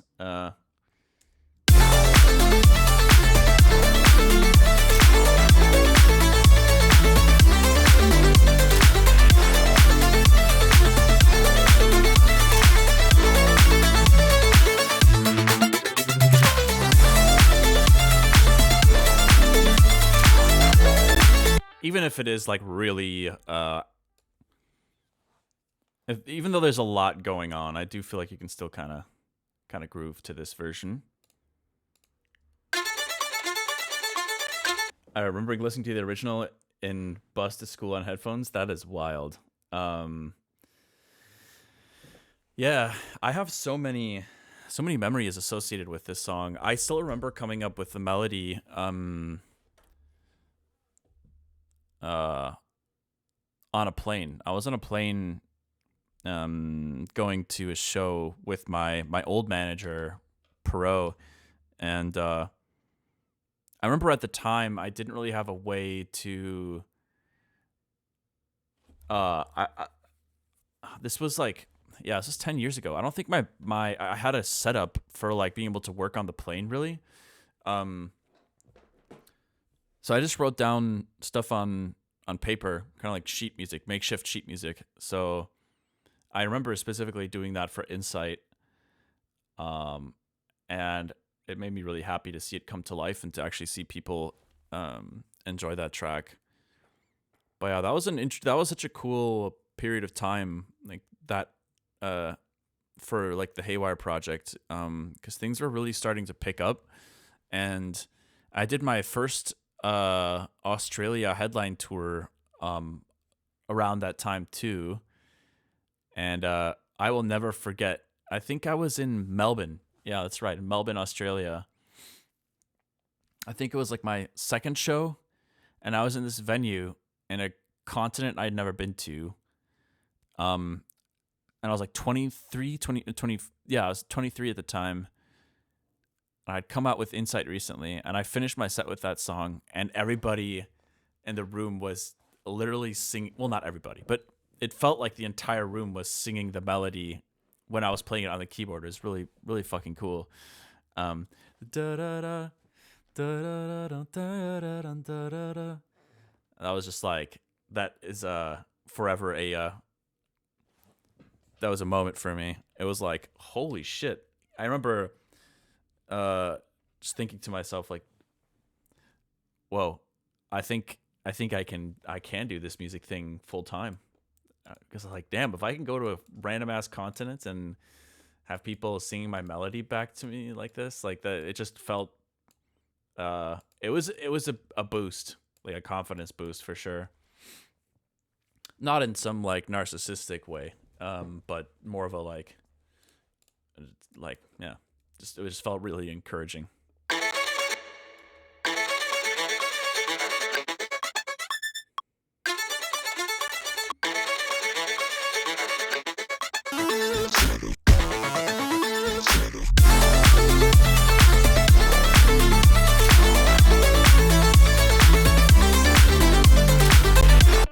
Yeah, it is a bit slower in tempo for sure.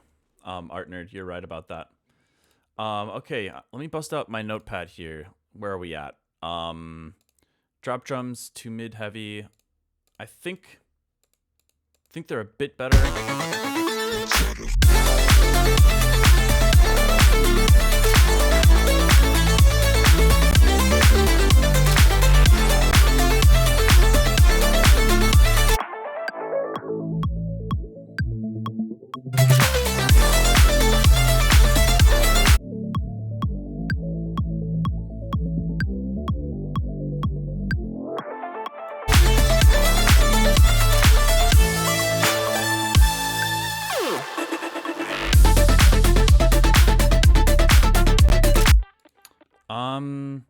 I do think this section can be cool, a bit more interesting. Yeah,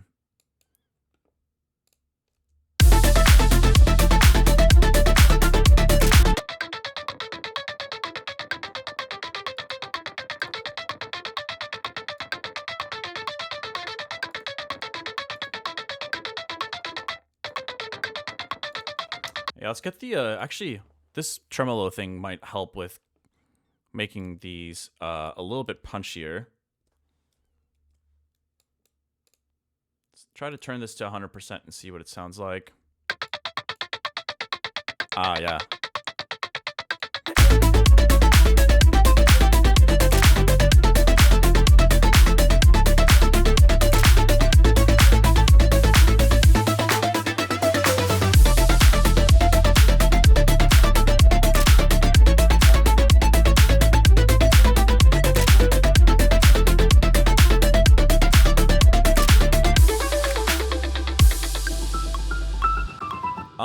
So I just had an idea. This project file is pretty chaotic, but I think some guitar power chords to help with this transition could be cool. Dun dun dun.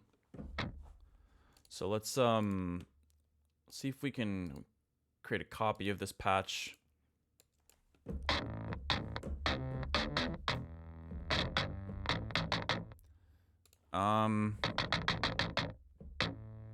We might actually just reload it. Yeah. And we can reintroduce.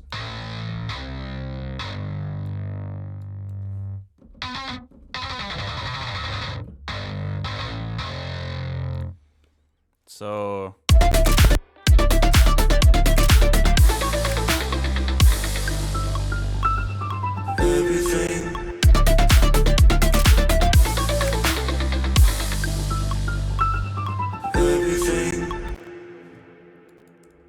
okay. I do like that. That first hit isn't super audible.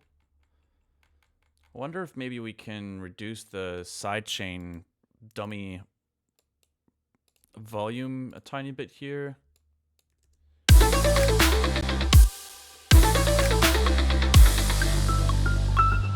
Everything is outside of our understanding. Everything.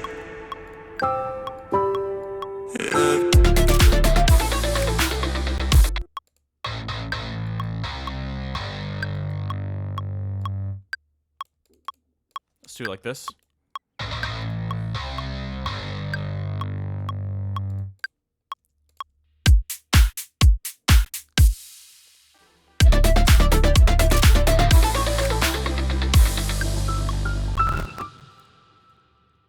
We're going to switch over the kick to the intro kick as well.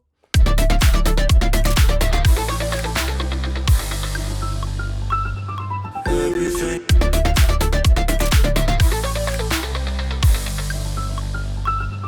Everything is outside of our understanding. Everything. Everything.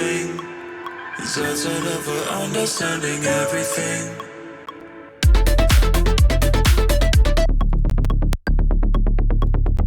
Yeah, I think we want this low end to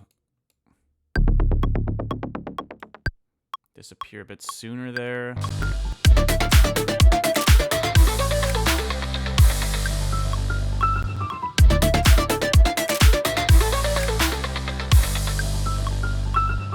Everything is outside of our understanding everything. Maybe we can add I'm just gonna duplicate this. Out of curiosity, what if we added like a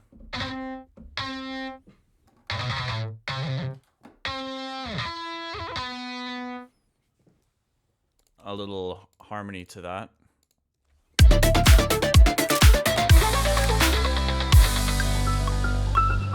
Everything. It's out of tune a little bit, so we'll have to probably bounce it and then pitch it, but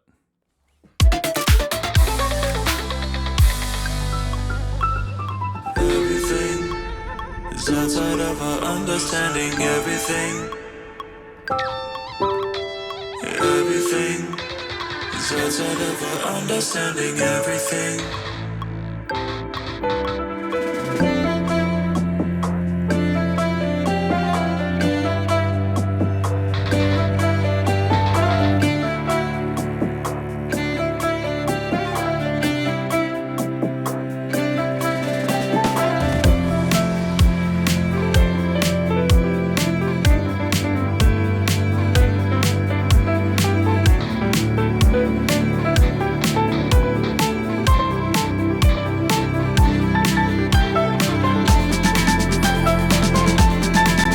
some power chord chugs in that section could be kind of cool. But I'm getting distracted. Hold on, let me try to record this.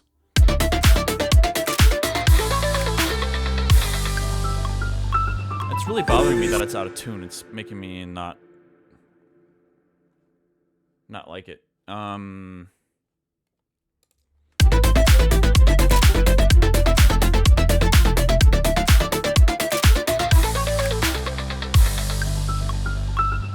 Everything is outside of our understanding everything. Everything is outside of our understanding everything.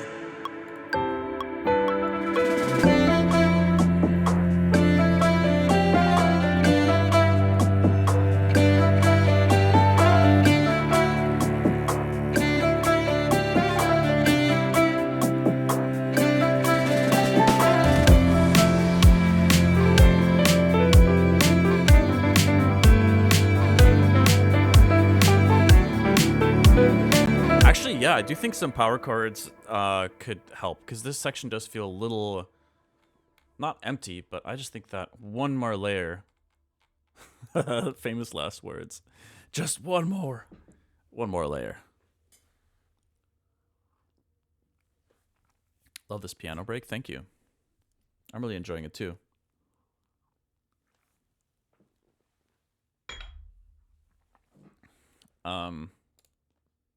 All right.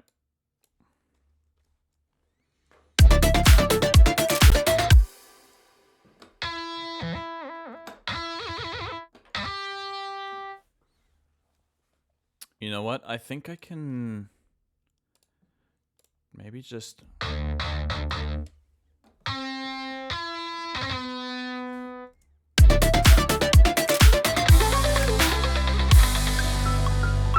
a little bit closer. Everything is outside of our understanding everything.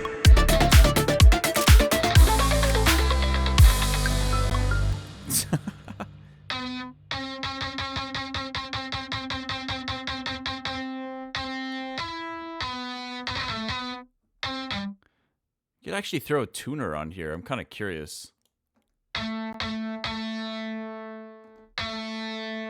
Oh, so it goes from sharp to... Wait, so it's sharp. I thought it was flat for some reason.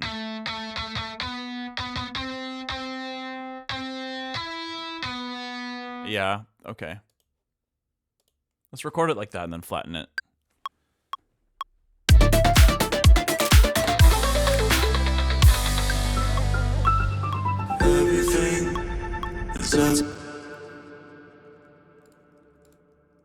Sounds pretty terrible.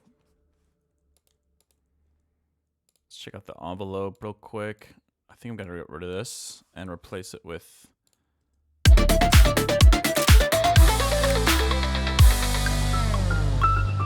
everything is outside of our understanding. Everything is outside of our understanding. Everything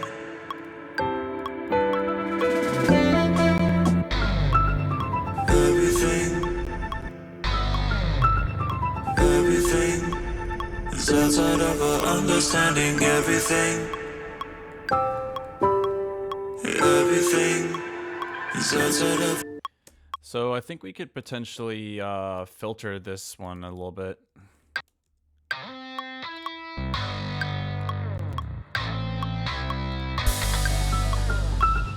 Everything is outside of our understanding. Everything.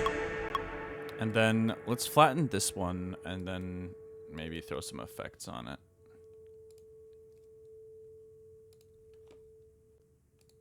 So I'm just gonna bounce it. I love the inclusion of all the different elements: strings, piano, guitar, wobble, bass. Thanks. It's probably overkill, but I think I just needed to find a way to make the track exciting to me again. Now, you know, I guess this is just what it turned into.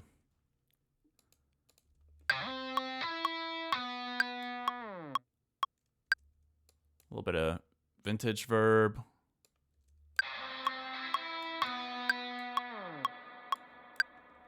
Add some compression after.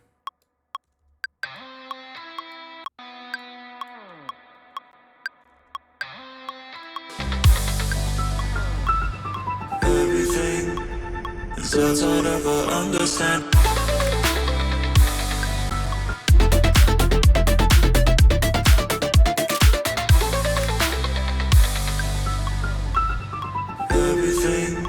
I still don't like it, but let's just move on for now and we'll get back to it. Outside of our understanding. Everything is outside of our understanding. Everything.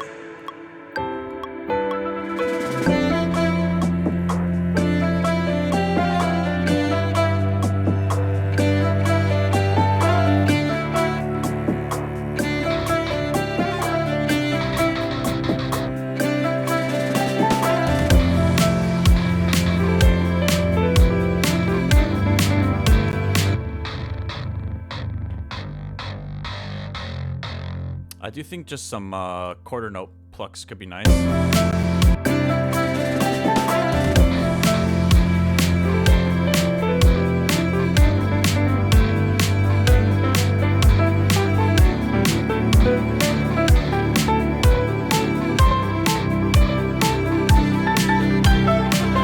Maybe. I don't know. I don't know.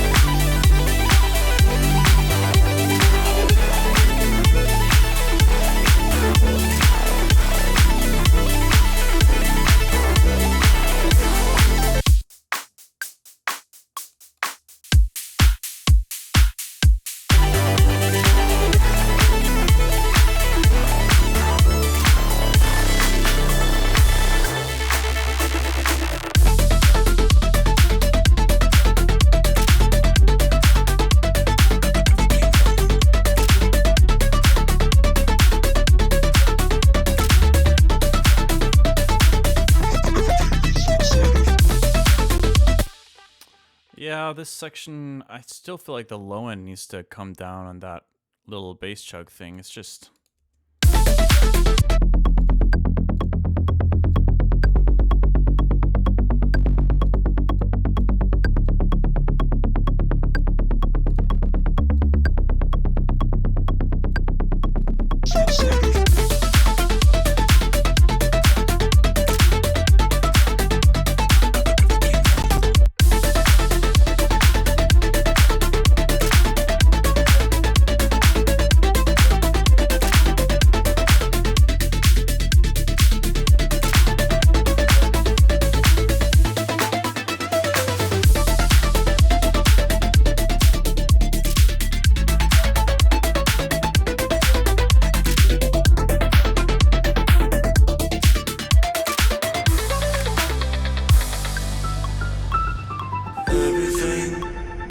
outside of her understanding everything. Yeah, that fill is kind of not it going into this section, but... let's get rid of that higher guitar part.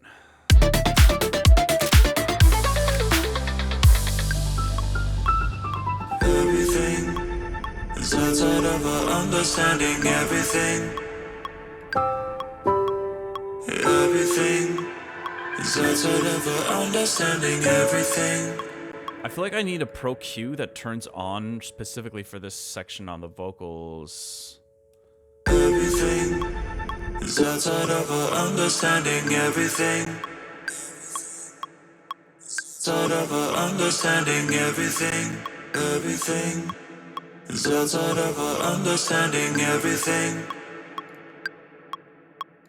Everything is outside of her understanding everything. Everything is outside of her understanding everything. Everything is outside of her understanding everything. Everything is outside of her understanding everything. Everything is outside of her understanding everything.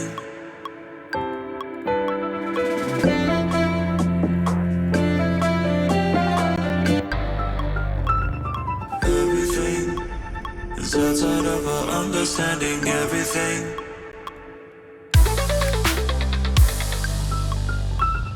Everything. Everything is.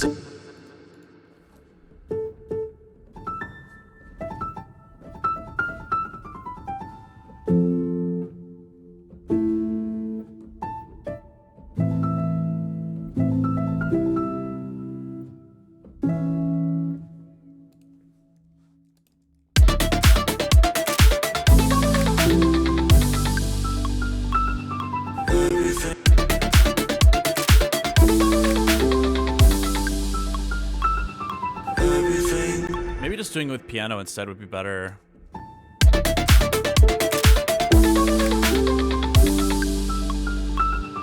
Everything is. I'm just gonna record it in there.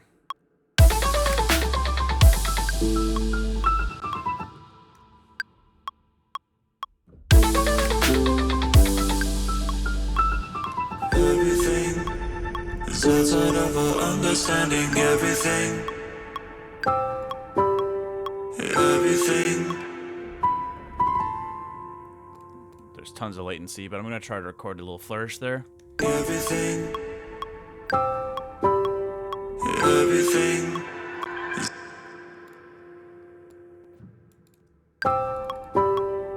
Everything. Everything is outside of her understanding everything.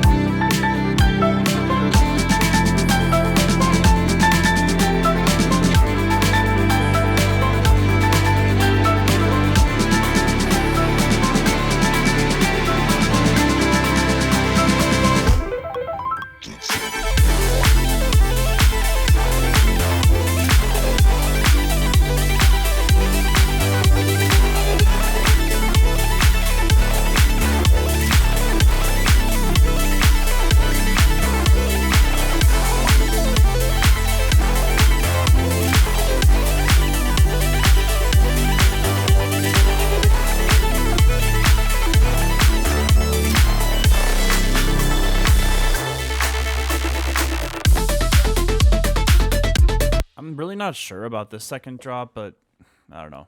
I feel like it just is what it is at this point. Let's see. We do have a slightly better transition here. I'm just trying to go through my notes again, see if there's anything else that we're missing. Drop bass, increase noise layer. Did I do that? I think I did that. I'm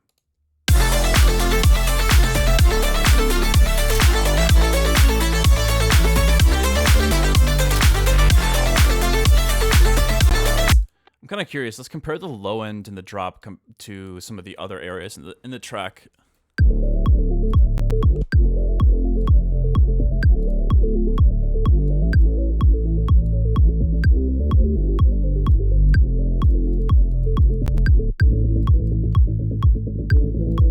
Okay, interesting. I mean, it's actually very comparable to some of the other like moments that are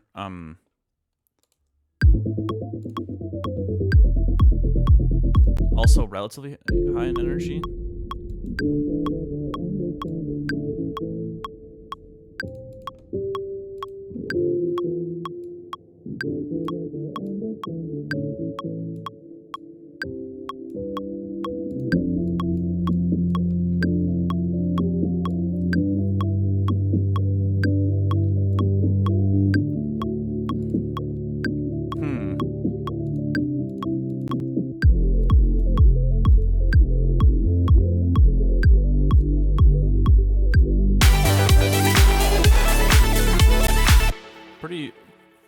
Pretty even throughout.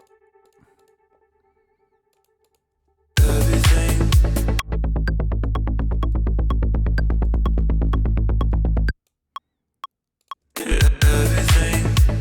is outside of our understanding. Everything is outside of our understanding. Everything is outside of our understanding. Everything. Oh, everything is outside of our understanding. Everything. Everything.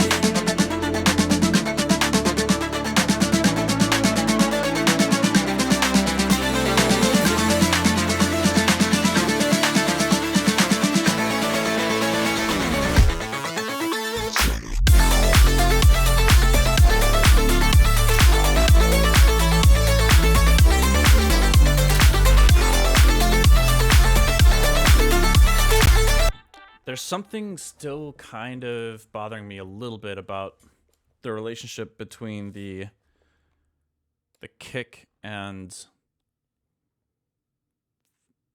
or maybe it's in the mids.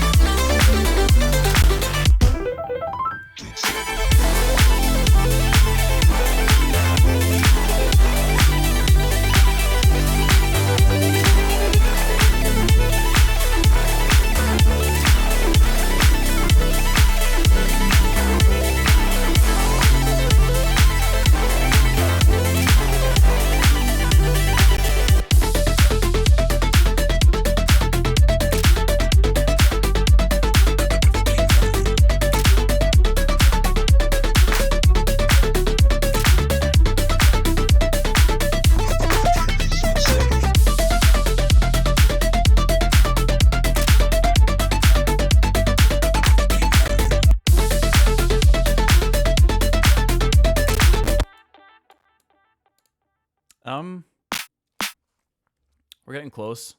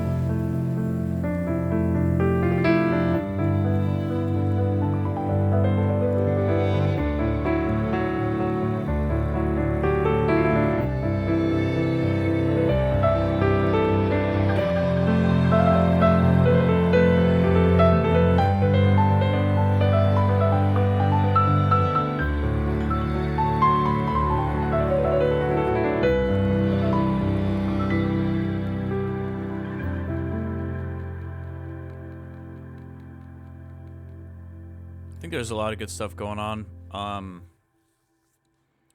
Not like super crazy about certain moments, but you know, it's just a VIP. I don't want to overthink it too much.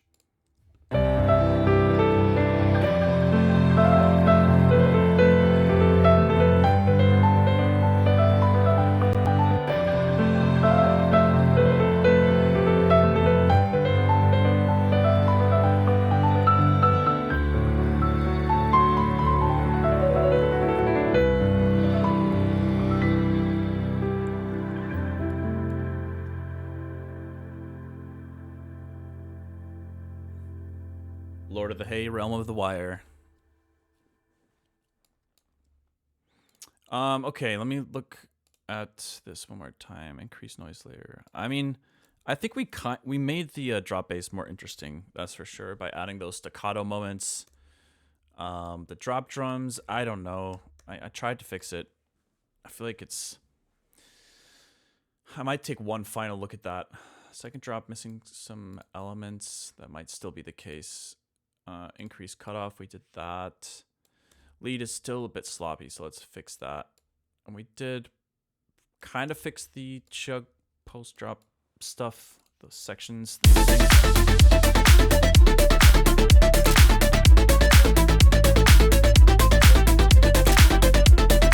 Wonder what this sounds like collapsed to mono. I'm curious.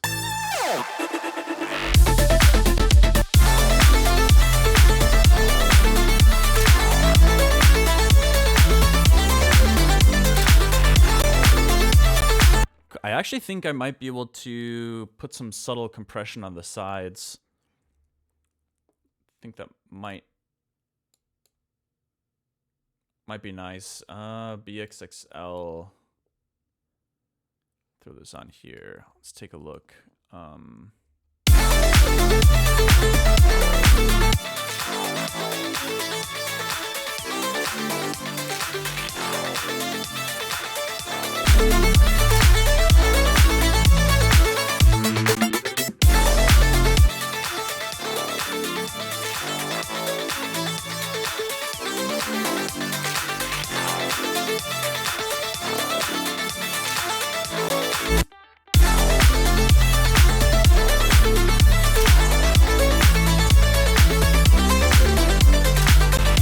Oh wow, they're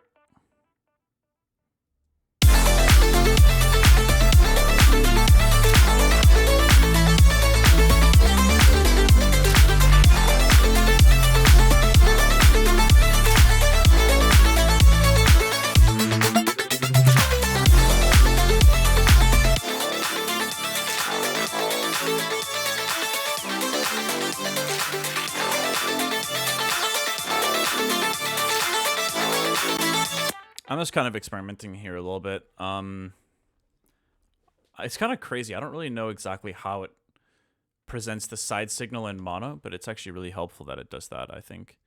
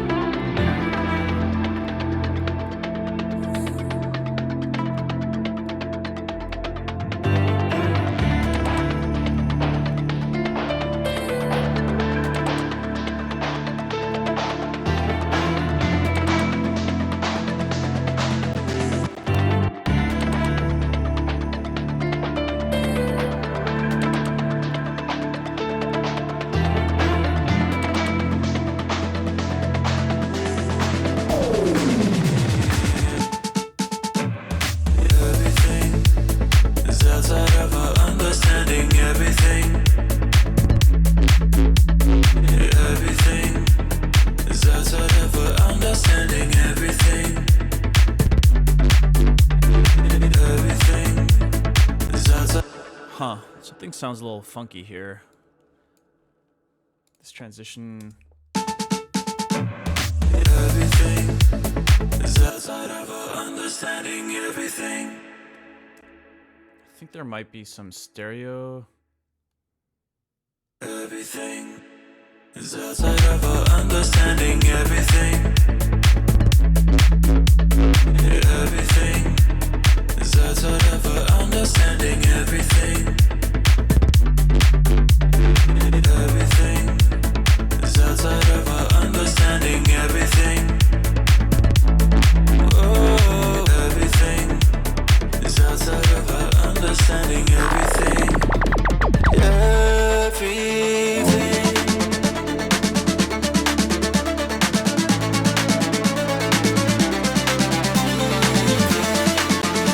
What if we throw a vocoder on the master for no reason?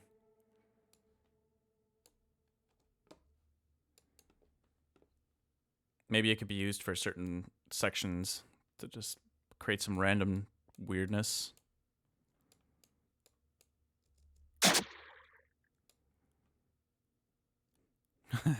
Wait, actually, yeah, we could still use...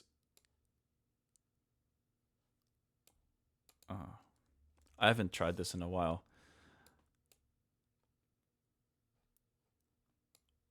So we could actually send it some MIDI signal.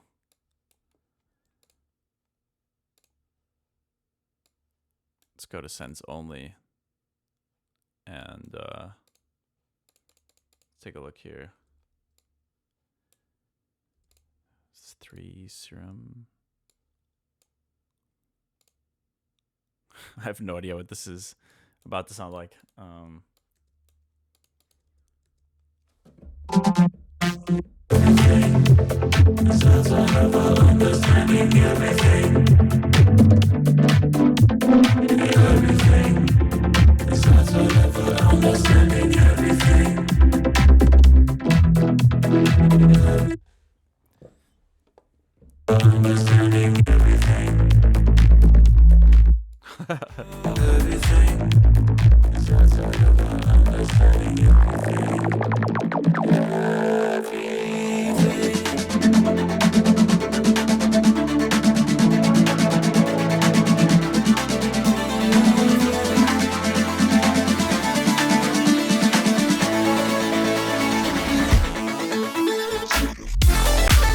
Sounded kind of cool there during that little fill.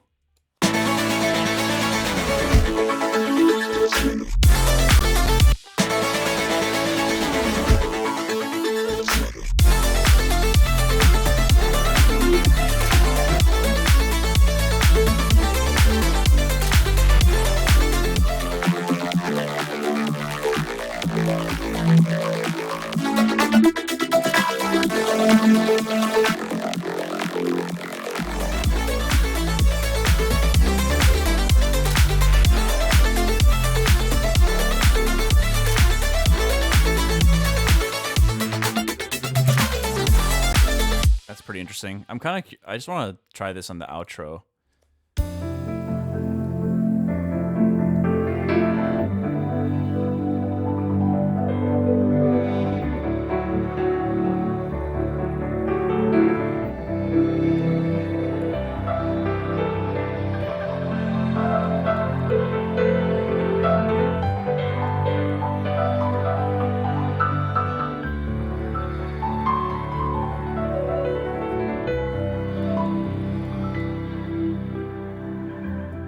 I don't know if that has any real application in this project, but I just wanted to try it out. Let's get rid of that.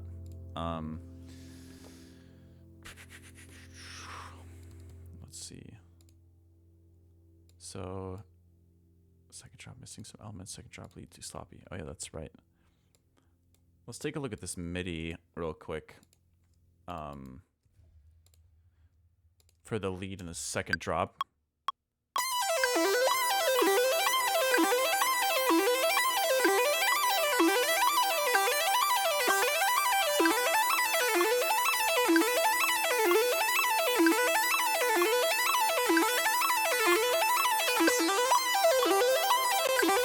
Very sloppy. Let's see. Is this a... I don't know if this can be quantized.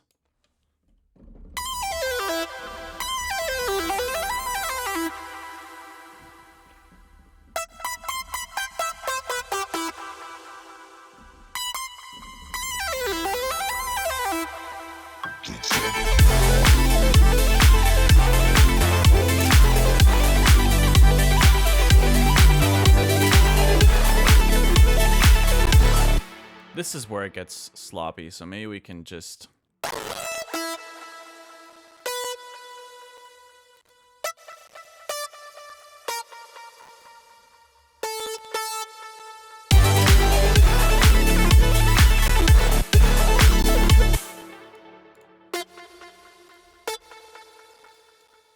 I'm so excited to eat Thanksgiving leftovers tonight.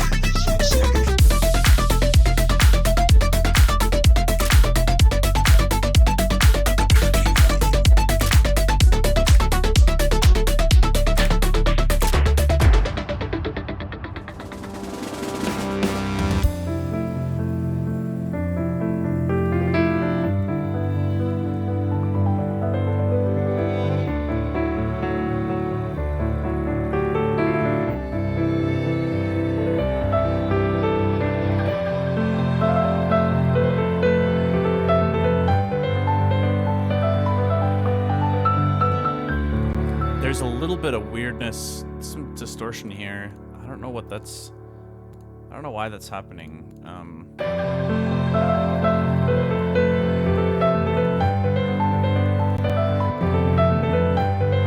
Oh, actually, wait, that might be from the...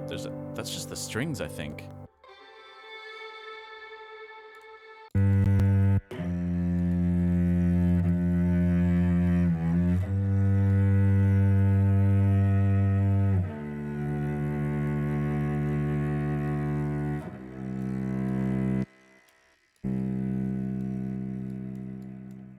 I think the key collection pack for this track will be pretty cool. I'm planning on doing a performance project file for this one where I'll have a normal pack for it as well, with just like sounds and presets and such. But I'm thinking of creating like a performance project file where basically, if you download it, it'll have an Ableton project with the entire song minus the performance sounds. So that would be the piano, the lead synth, and the vocals. So those are all omitted. But then it comes with sheet music that you can read that will let you play basically what I'm playing and sing what I'm singing. If you want to, that is. I'm not, obviously I'm not. It's just an option, but I thought that'd be really cool. Yeah, well, I'm hoping to start doing that with future tracks, maybe some past tracks as well. We shall see. But what am I doing? Was this outro sounding okay now?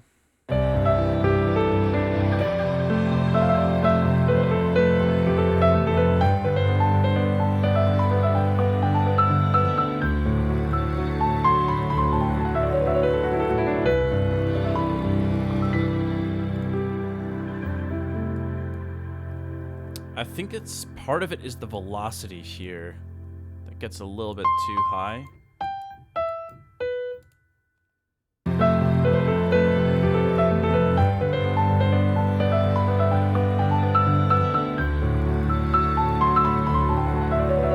For some reason these notes are like distorting up here. I don't really know why.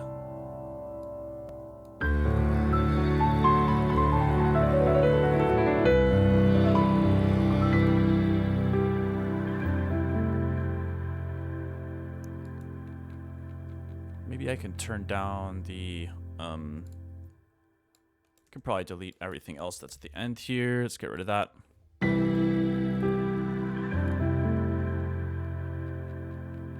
Maybe we just automate the volume of the strings to reduce a little bit more there.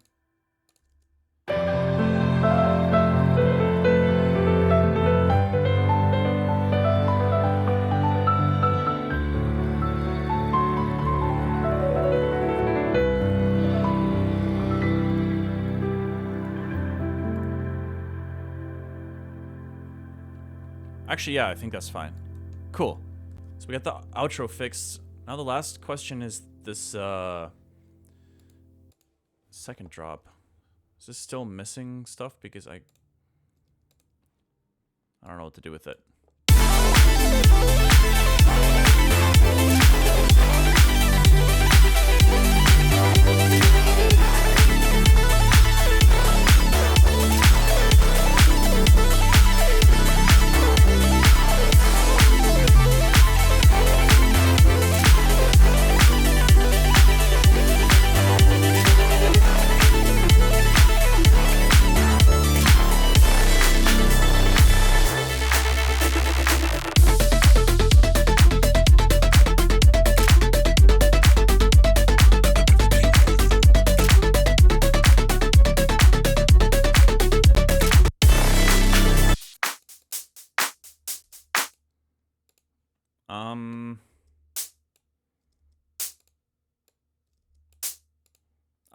There it is.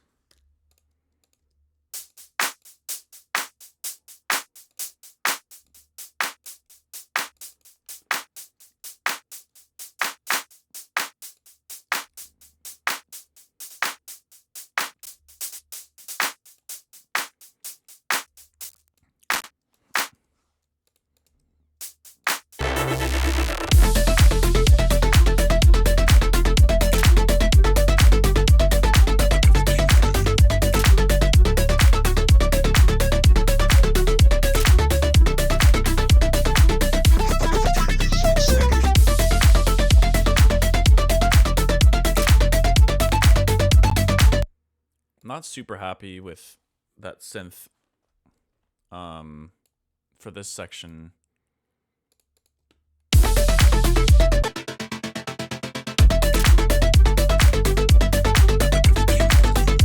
Where is that thing?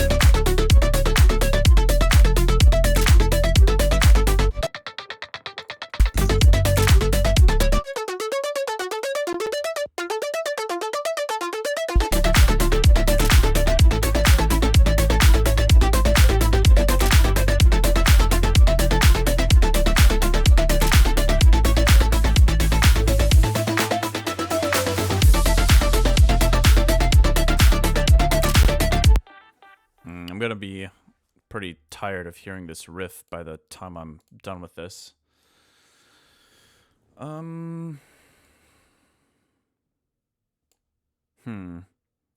It's like one of the last things I need to do, I think. Then I think what I'm gonna do is just create a renderer, sit on it for a couple hours, take a break, and then maybe later today I'll do a final once-over, listen to it from beginning to end. And hopefully it'll just sound finished at that point.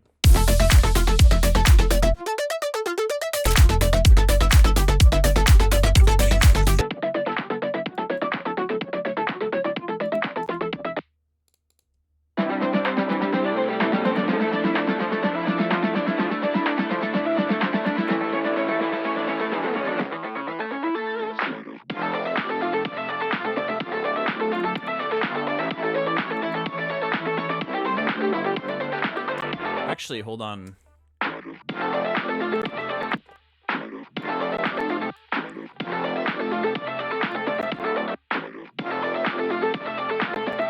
Interesting.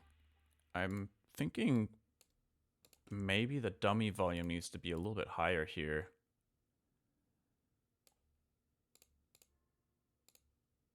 Let's try to increase the volume for the dummy sidechain.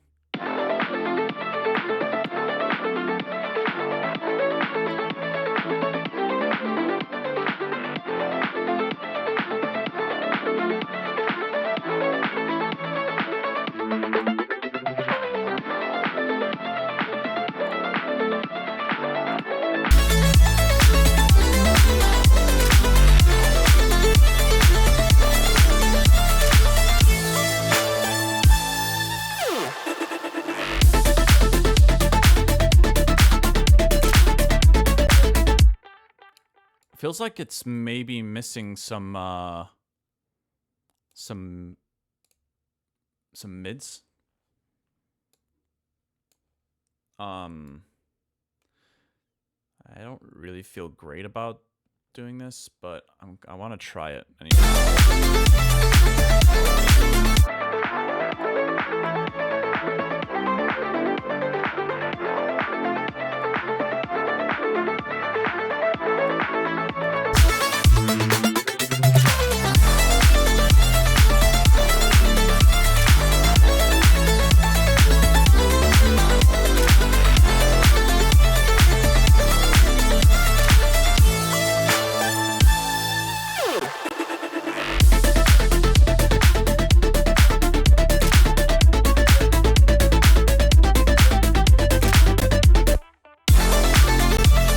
Okay, why don't we just take a listen ourselves here for a moment, and then I think I'll probably wrap up and maybe just switch over to playing a little bit of piano to wrap up the stream.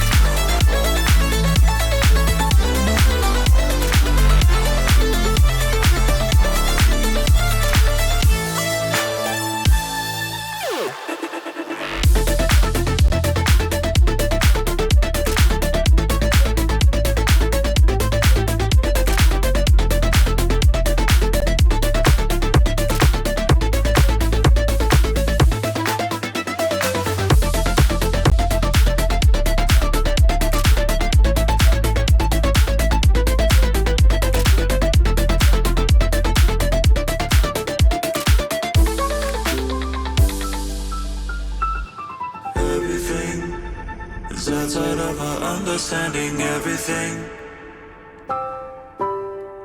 Everything is outside of our understanding. Everything.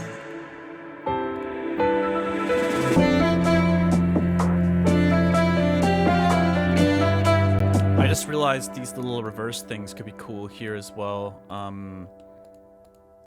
Everything is outside. Oh, yo, what's up, Esyan? Pro All settings might be weird. You got a question for me, Esyan? Yeah. Definitely not final, but it's getting there. Everything is outside of. Everything is outside of our understanding. Everything is outside of our understanding. Everything. Oh, you hear clipping. That shouldn't be possible unless, actually, there might be something in console. Hold on. Oh yeah, I have a limiter that I can't here that's in a virtual send before my audio hits Twitch, because sometimes in project files, like newer ones, I don't have a limiter on the master yet. I just realized that. It shouldn't be doing anything crazy. It should be very, very subtle. But that shouldn't be clipping anything either.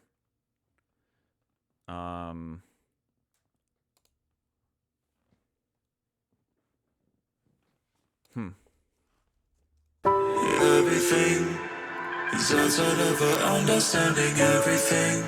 This part sounds a little strange. I don't know if the... Everything is outside of our understanding. Everything. Yeah, actually, let's get rid of that pro key. Everything is outside of our understanding. Outside of our understanding. Outside of our understanding. Everything. Outside of our understanding. Everything. Outside of our understanding. Everything. Outside of our understanding. Everything. Yeah, the vocals sound like they're over EQ'd a bit, but... Outside of our understanding. Everything. Outside of our understanding. Everything. Everything is outside of our understanding. Everything. Outside of our understanding. Everything. Everything is outside of our understanding. Everything.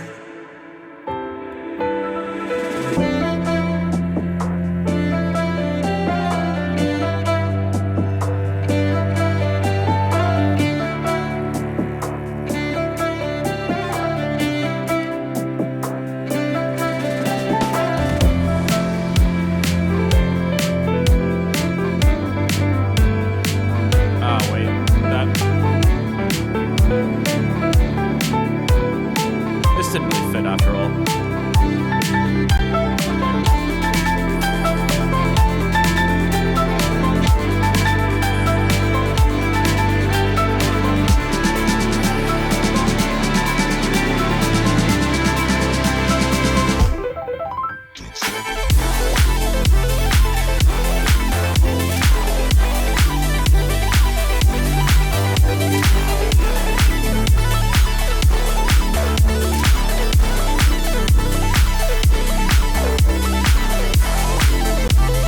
Let's listen to that impact again with the increased dummy volume. I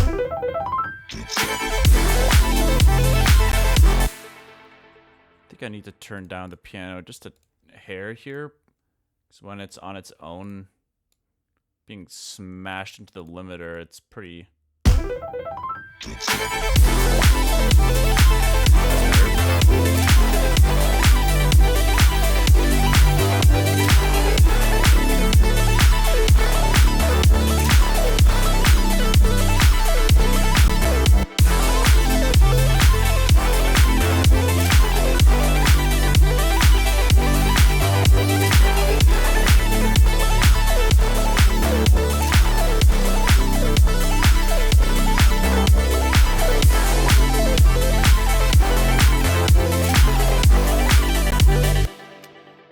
I think it's around -7, which I feel like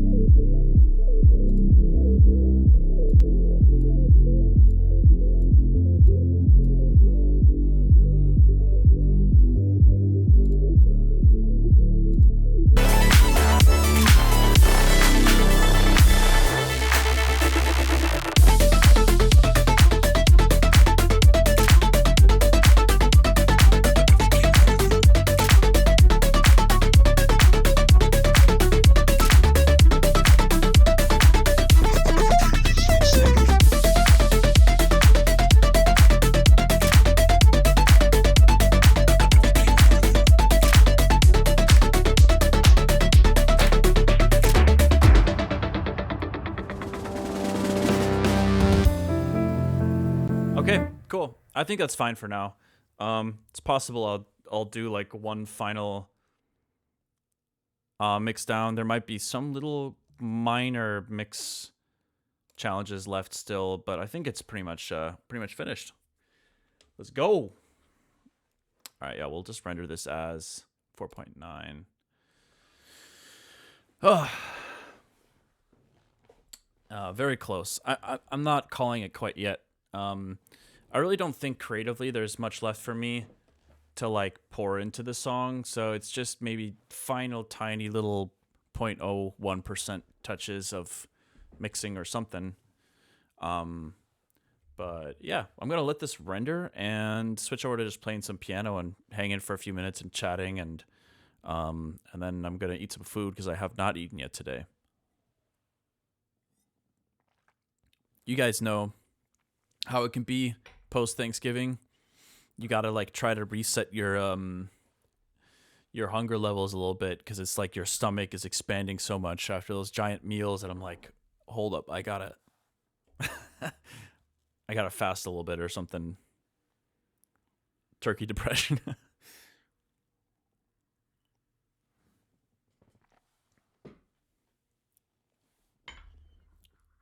With my visual art, I usually stare at it and fix up little nitpicky things. Yeah, totally. I can imagine that. Thanksgiving inflation. Indeed. But yeah, I'm pretty excited to try to get this this one out into the world. So the I don't know if you guys know this. Maybe I've mentioned this before, but the art for the Inside VIP was I mentioned it last year. I think it's done by an artist who goes by his social media handles are Everyday Swiss. His name's Patrick, but he made the art for Twofold Part 1, and we just started working together again. He was kind of he dipped out of the freelance world for a while, and now he's back in it.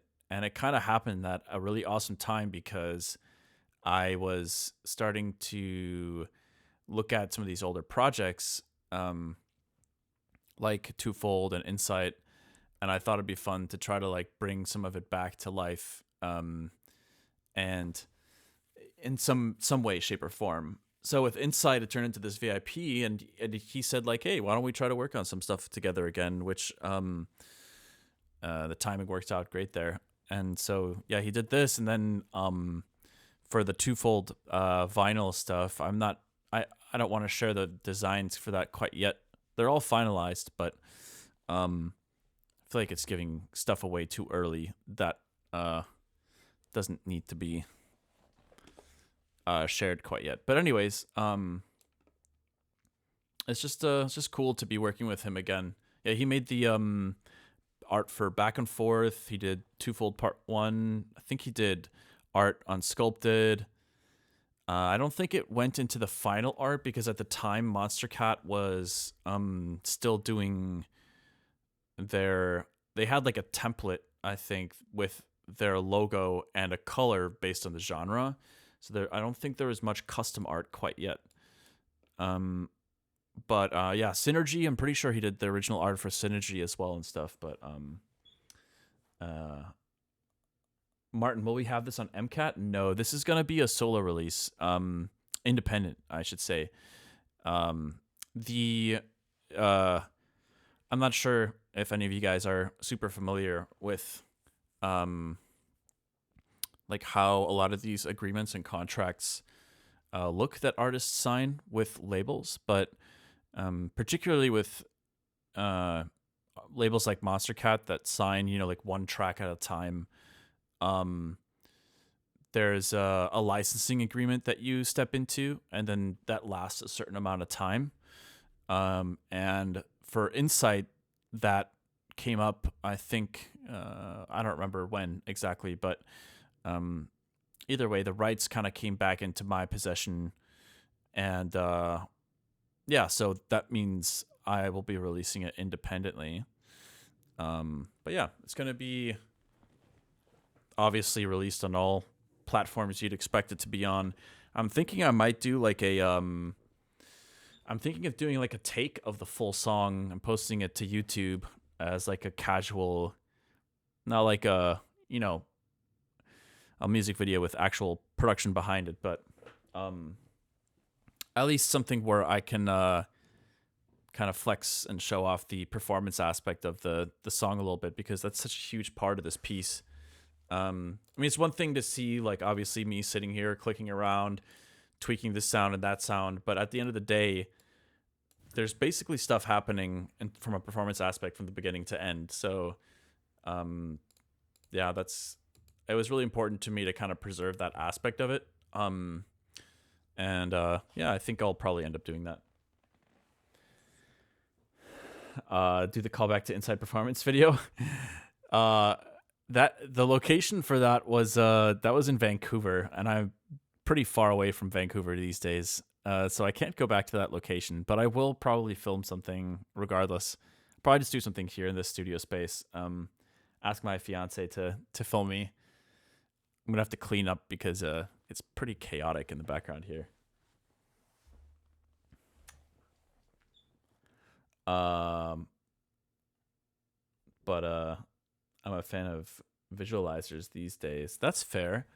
I think I'll still post it with a visualizer as well. Maybe I can ask Patrick to create like a really simple animation using this art, so I can post it as a visualizer. Otherwise, I'm sure I can create a video. But yeah, anyways, let me this is crazy though. Hold up. Wait. Look at this. 64 buffer size. That is it might not be a big deal to y'all, but listen. This is so awesome. I don't think I was paying closer attention to this with a Breakin' collab, but the buffer size being at 64 for a track that I'm literally like a hair's width away from releasing is so awesome. On my last system, I was definitely around 1,000 by the 1024 by the time I'm getting ready to render like the final version. 6 milliseconds of latency. That's pretty wild. Makes me happy. It makes me feel like I made a good choice getting a new system. 180 tracks, yeah, but it might be over. It might be inflated a bit. Like these two. Hold on, I could actually delete these. There might be a few other things. Like I think these were old. I don't always want to delete stuff that's muted because sometimes it's still doing something. But these, for example. Oh shit! Wait, no wonder that sounded off. Everything is outside of our understanding. Everything.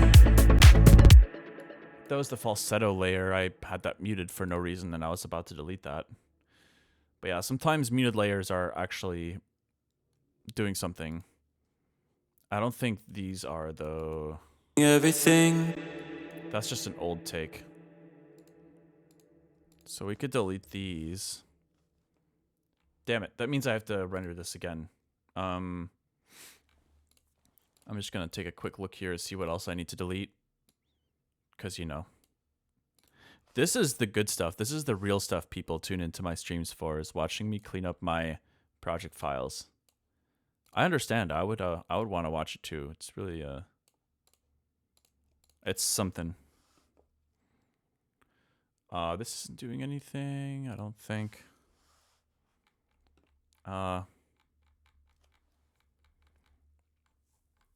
Yeah, these are all these audio tracks. I don't really know what I'm doing to create these unused empty tracks like that, but the ghosts are definitely doing something, so those aren't getting deleted. These two, these aren't looking like they're doing anything.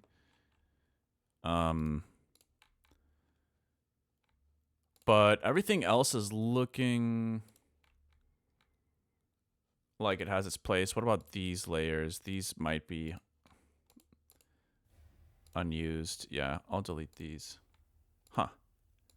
They were all probably some bounced audio that I ended up not keeping. That would make sense. So let's delete these. I'm kind of curious. What are we at now? So now we're more like 155. That's a bit more reasonable.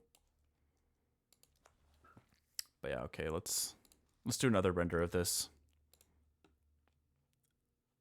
And overwrite that last one. Okay.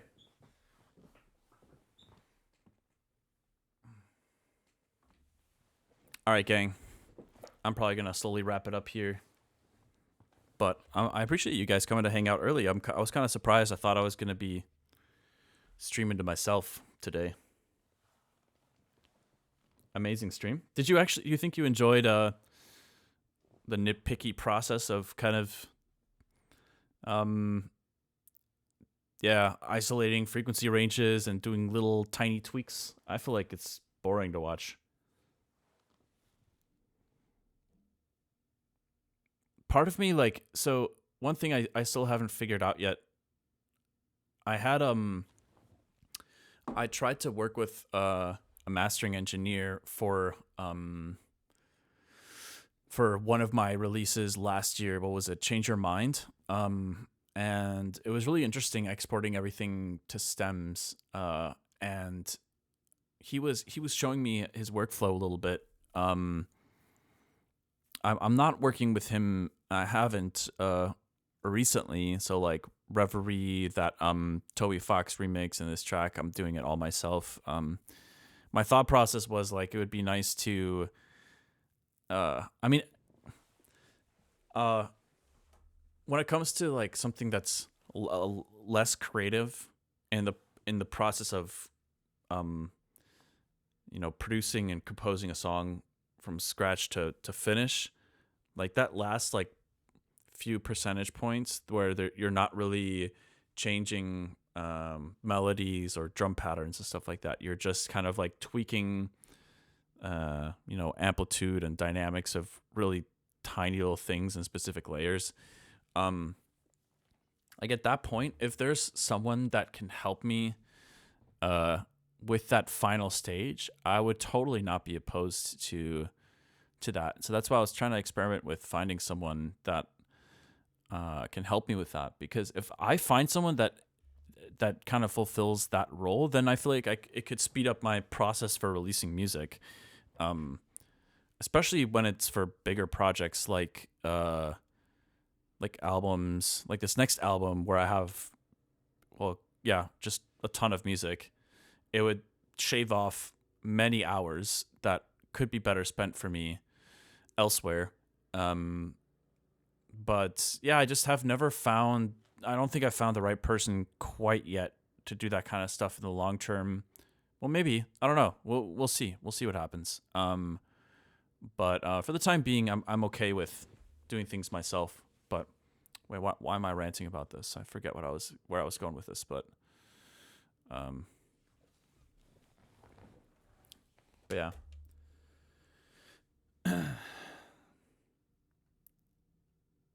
Yeah, 99.9999.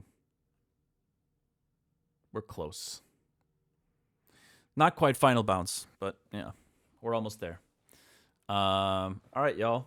I think I'm probably gonna call it here.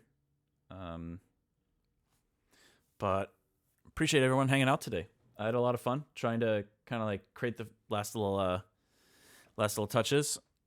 This is basically what it's going to sound like when it's released in December. So, and the fact that it's coming out in winter, it just to me it feels like the perfect way to wrap up the year, because the art is fitting. It's a nice little throwback to what I feel like is kind of a staple in the Haywyre catalog now. But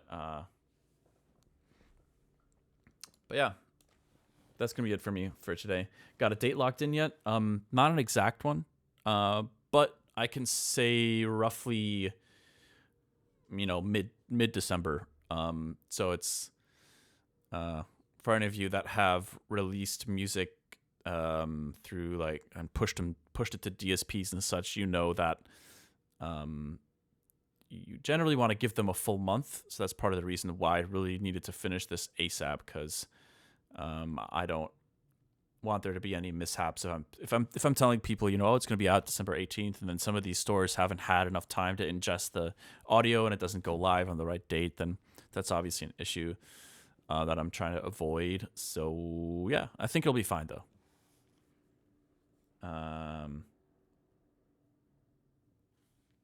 Anyways, y'all, thanks again. I really appreciate y'all hanging out, and hope you guys enjoy the rest of your Sunday.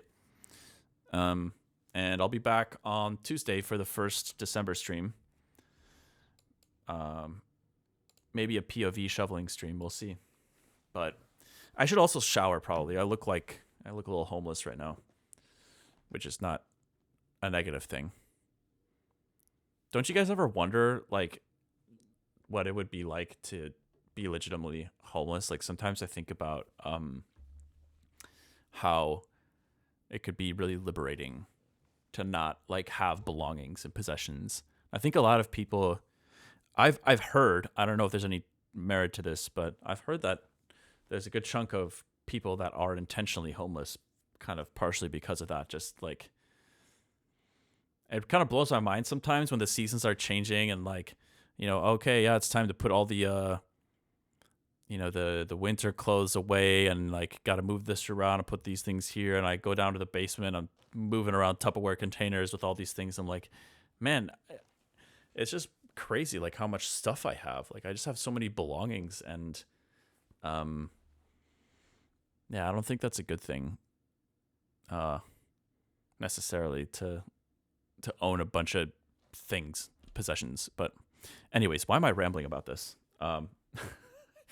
Move to a climate that doesn't have seasons. Yeah, definitely. But yeah, I hope you guys enjoy the rest of your Sunday, and I'll see you on Tuesday. Peace out, y'all.